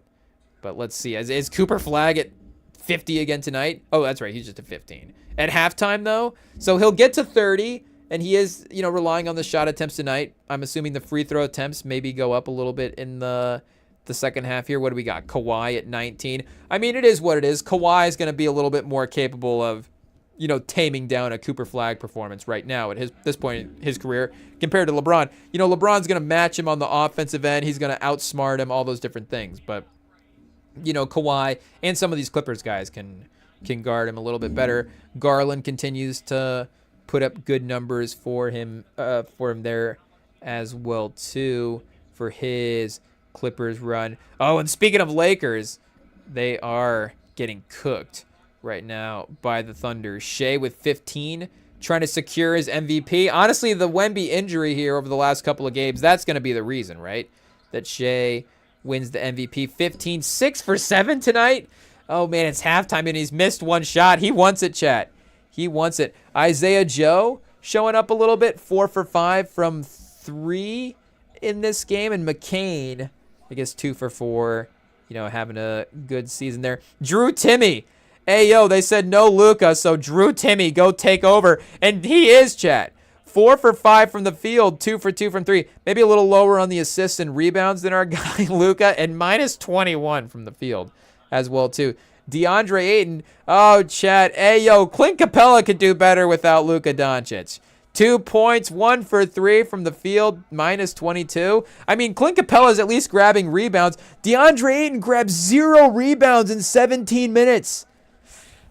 Chat, we might have to end the live stream. That's crazy. How can you complain about your... I mean, we don't call guys out, but you can't complain about your role on the team and then get no rebounds in an entire half of basketball.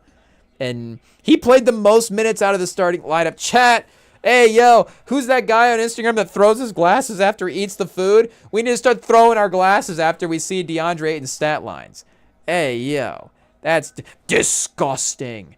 It is what it is. But Luke Kennard has played well. Shout out.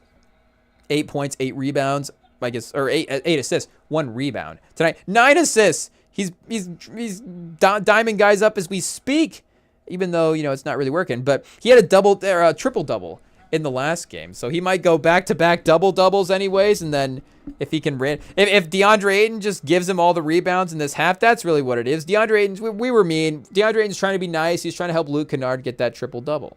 It is what it is. Kobe Buffkin getting some run. Bronny James, 11 minutes, 0 for 3 from 3. Bronny, you got to make your shots. But he's got 2 rebounds too. And 2 assists, so the playmaking's there. 2-to-1 turnover ratio, that's not bad, right? I know it's not great when you have 2 and 1. But if you have a lot of both and then, you boil it down to 2-to-1, that's not too bad. I guess you probably want to be more like 2.7 to 1, 2 maybe 3, but connect as well too. Maybe we see him get back into the rotation a little bit more. 7 minutes tonight, 0 for 2. What happened to Dalton Connect as well? I mean, in theory, he would be obviously good for, a guy scoring buckets. He would be good for any team. But, and they have the guards obviously with Reeves and Luka. Hey, who's that other guard that they have? And, LeBron is just a creator. And if Kennard's going to be a guy that's 8 assists a game, that's just even minutes as well, too. Like, are you going to take Kennard's minutes? But, I mean, that's a perfect example. Like, you see Kennard can be impactful on this team. Like, I mean, yes, Connect could be a great 6th, 7th man in this league. Even a great starter in this league on the right team. And his, again, scoring should be a pop off the bench that they could use, even if with the Luka trade, he might not be as like a Final 5 guy potential as he had been. But shout out, obviously the career is still in front of him. We are not giving up hope yet. And then, we had a big slate tonight, chat. Hey, yeah, pause. It is what it is. Let's see. We got here a close Brooklyn-Milwaukee game. A heater in Brooklyn-Milwaukee. An important battle there. Giannis, trying to survive, I guess. Probably not. But Doc Rivers gone. Giannis gone. It is what it is. Down by 6 tonight versus Brooklyn. That's not good.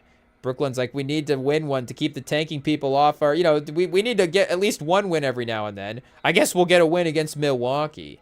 That is bad. That is bad. Again, like Milwaukee, obviously... that team that had that superstar and then things start to go south. So they're going to collect those wins because when their superstar is playing, they're just going to have a better player than most teams. But when that team gets to the point where it's like we're losing to the other tanking teams, the other, like literally, not just the other tanking teams, but like the tanking teams. Hey, yo. Prince with more rebounds, though, than DeAndre Ayton. Obviously, going back to the Baylor days. How do you get rebounds? Maybe we need to play that Taurean Prince clip for DeAndre Ayton in the second half. Hey, yo, at least, 4 for 11 from 3, but he's got 11 rebounds. There's some effort there. He was +1 in this game, making an impact. AJ Green, 6 for 12 and -4. So, see, impact is different all the way around. Cormac Ryan, 5 for 12 in this game as well, too. Some Gary Harris minutes, I guess. Jericho Sims. Ousmane Dieng, he's been getting opportunity, but unfortunately, 5 for 12 seems to be like a common stat line for Ousmane Dieng. We might get to the point, honestly, where if a guy goes 5 for 12, we might call it the Ousmane Dieng. It is what it is. Let's see what we got here for just his Milwaukee Bucks career.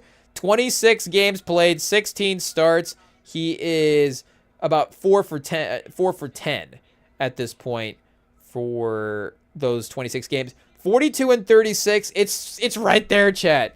Hey, yo, the Ousmane Dieng breakthrough. Once they trade Giannis and they can fully commit to Ousmane Dieng, he can have that certainty that this is your franchise. That's what he needs. And they get Kevin Porter Jr. back as well too. Then the team, chat. Hey, yo, just let us run the Bucks. Let us run the Bucks. We've got the team that we want. We literally want to run this team. Pause. Hey, yo, we want to GM this team. I mean, obviously, because it's an NBA team, but I guess the point is we want to have Kevin Porter Jr. and Ousmane Dieng on the roster, and they're already there. It's perfect. So, I mean, that's our pitch. They're like, what are you going to do to make this team better? Nothing. Wait till Kevin Porter Jr. gets back, and then it's perfect. Maybe, trade Jericho Sims. I don't know. We'll see what happens. Get the Giannis's out of here is that's our plan. Our plan to make this team better is trade Giannis to San Antonio for some of their picks and play Kevin Porter Jr. more. Oh, Chad, are we a Trojan horse for this team? We might be. Hey, yo, it is what it is. But yeah, I guess who's our guy that we're Igor Denham. Denham, played himself out of the lineup. Shout out, he's too good. Brooklyn had to sit him down. So that is the sign of a good draft pick right there. You love to see it. Shout out to Brooklyn, their 20th win of the season, 59 and 20. At least they got there. But the Wizards, 98 points. Anthony Davis is now a game show host. I mean, kind of a good game show host as well, too. At least he's hosting a decent show. The prank show was kind of fun. Maybe it was the fact that Michigan had just won the national title and it was the show on TV after that and we left the TV on and it was just like, hey, good vibes, continue. But yes, Anthony Davis may spend more minutes on TV. We're going to track now. How many aired minutes of the TBS show will play versus Anthony Davis on the Wizards? It's already more than the TBS show. Has Anthony Davis played? Trae Young hasn't. Davis may have. And I guess maybe Trae Young did play. We don't even know at this point. Who's to say? But yeah, he has not logged a single minute for the Wizards, but he has now logged at least one episode of his game show for TBS. Davis taking the mantle from the Impractical Jokers. Rich Paul, Clutch Sports. The Clutch Sports Impractical Jokers, because he had LeBron there as well, too. And, I mean, him and Draymond. I mean, LeBron is one of the best, the best high fiver, the best dap ups in the league. Like, LeBron is going to give you a strong dap. Hey, yo. It is what it is. So you just need him there for, like, afterwards when you're like, you got pranked, and then he goes in and daps up Draymond. Like, that alone is worth his value to the show. And then, oh, yeah, he's LeBron as well, too. But Trae Young has played 5 games for the Wizards. So shout out Trae Young at 20 minutes a game is at 104 minutes. So Davis is going to need at least 5 episodes. Trae Young is literally doing an episode a game right now for the Wizards. He said, I'll play sitcom level minutes, not prestige minutes. We need to start comparing guys' minutes to TV shows. Hey, yo. It is what it is. But, the Wizards, 98 points. Bub Carrington, 5 for 12. We need to get Bub Carrington will be on our Milwaukee Bucks in 2 years. Make no mistake, lock it in. But Julian Reese has had a good, speaking of, there we go, chat, full circle. Angel Reese to the Dream. Maybe Julian Reese gets traded to the Hawks. Julian Reese and Jalen Johnson, though, would legitimately be a good backcourt. It is what it is. Oh, chat, the Wi-Fi cut out. Hey, yo, we'll see how much longer we have left here on the live stream before we get disconnected. I see the internet right now has got the hey yo, it's not working symbol going. Is that what it's saying? So we might have to start doing the outro now. It is what it is. Thank you guys for tuning into the live stream. We'll be here Friday night. Shout out again to Dusty May, London Borg, the entire Michigan roster. Oh, we might have powered through. The games are back up. The modem isn't saying it's working, but hey, if it's working, it's working. We'll take it. But either way, I guess, we're basically at the end of the live stream. Either way, what are we going through? Wizards, Bulls score. I mean, the Bulls beat the Wizards by 30 tonight.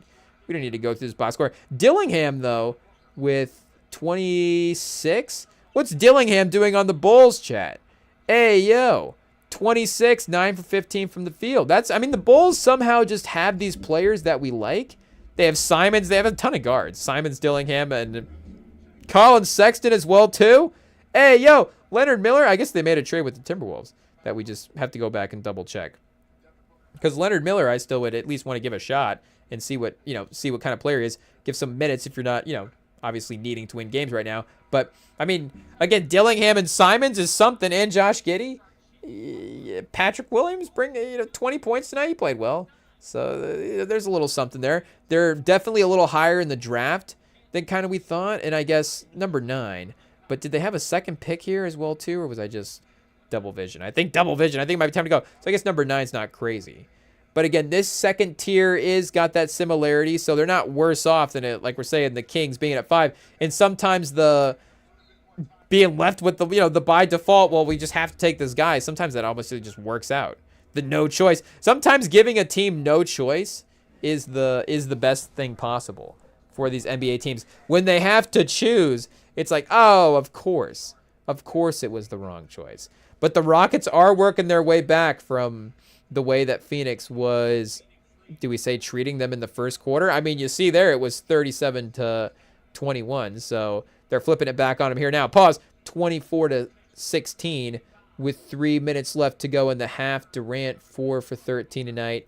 Booker, I guess the Booker-Durant revenge game, right? And Booker is winning that one. So Booker 5 for 7, 19 points, 4 and 3. Sneaky triple-double watch. He may need to get to 19, 4 and 5 to officially get there. But Jalen Green revenge as well too. Only 2 for 5, but he just attacked the basket with a nice play. A little and one over Şengün. So we'll see if his second half, continues to add to his stat line here. And I think that would probably be, I guess the Celtics versus the Hornets is the other game that we fully didn't mention. But we already said a couple live streams ago that we thought the Hornets could win the East. So, hey, yo, you're like, what did he say? But is that how you said it as well, too? I think a couple of you said it like, what did he say? But, no matter what pitch range you were in there, regardless, the take is wrong. It is what it is, but we just love this Hornets team. They are our mistress team of the year. It is what it is, and LaMelo was cooking tonight as well, too. But unfortunately, Diabate, I guess a little, probably partied a little too hard after celebrating. Michigan alum, so I'm sure he was excited about Michigan winning the championship, but, maybe got a little too over his head. I don't know. Only 2 points tonight there in 33 minutes. But he's been legitimately great for this team. So, we only make jokes because he's been impactful. It is what it is. And they weren't able to get much from the bench tonight as well, too. Kalkbrenner, only 2 shots. Hey, yo. Maybe get a couple of free throws in there or something. And Knuppel, a sneaky, slow Knuppel game, but you do have the, defensive ability here of the Celtics to be able to keep up with that. So, you get Brandon Miller out here and Knuppel out here a little bit better. Again, at least the Celtics specifically, like the Hornets.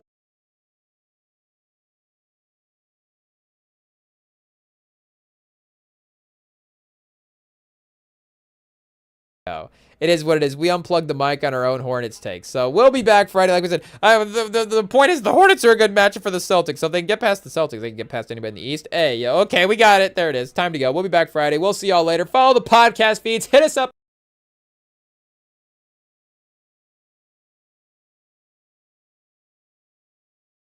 To hit the road. We can't even keep it in at this point. Pause. We'll be back Friday. See you later.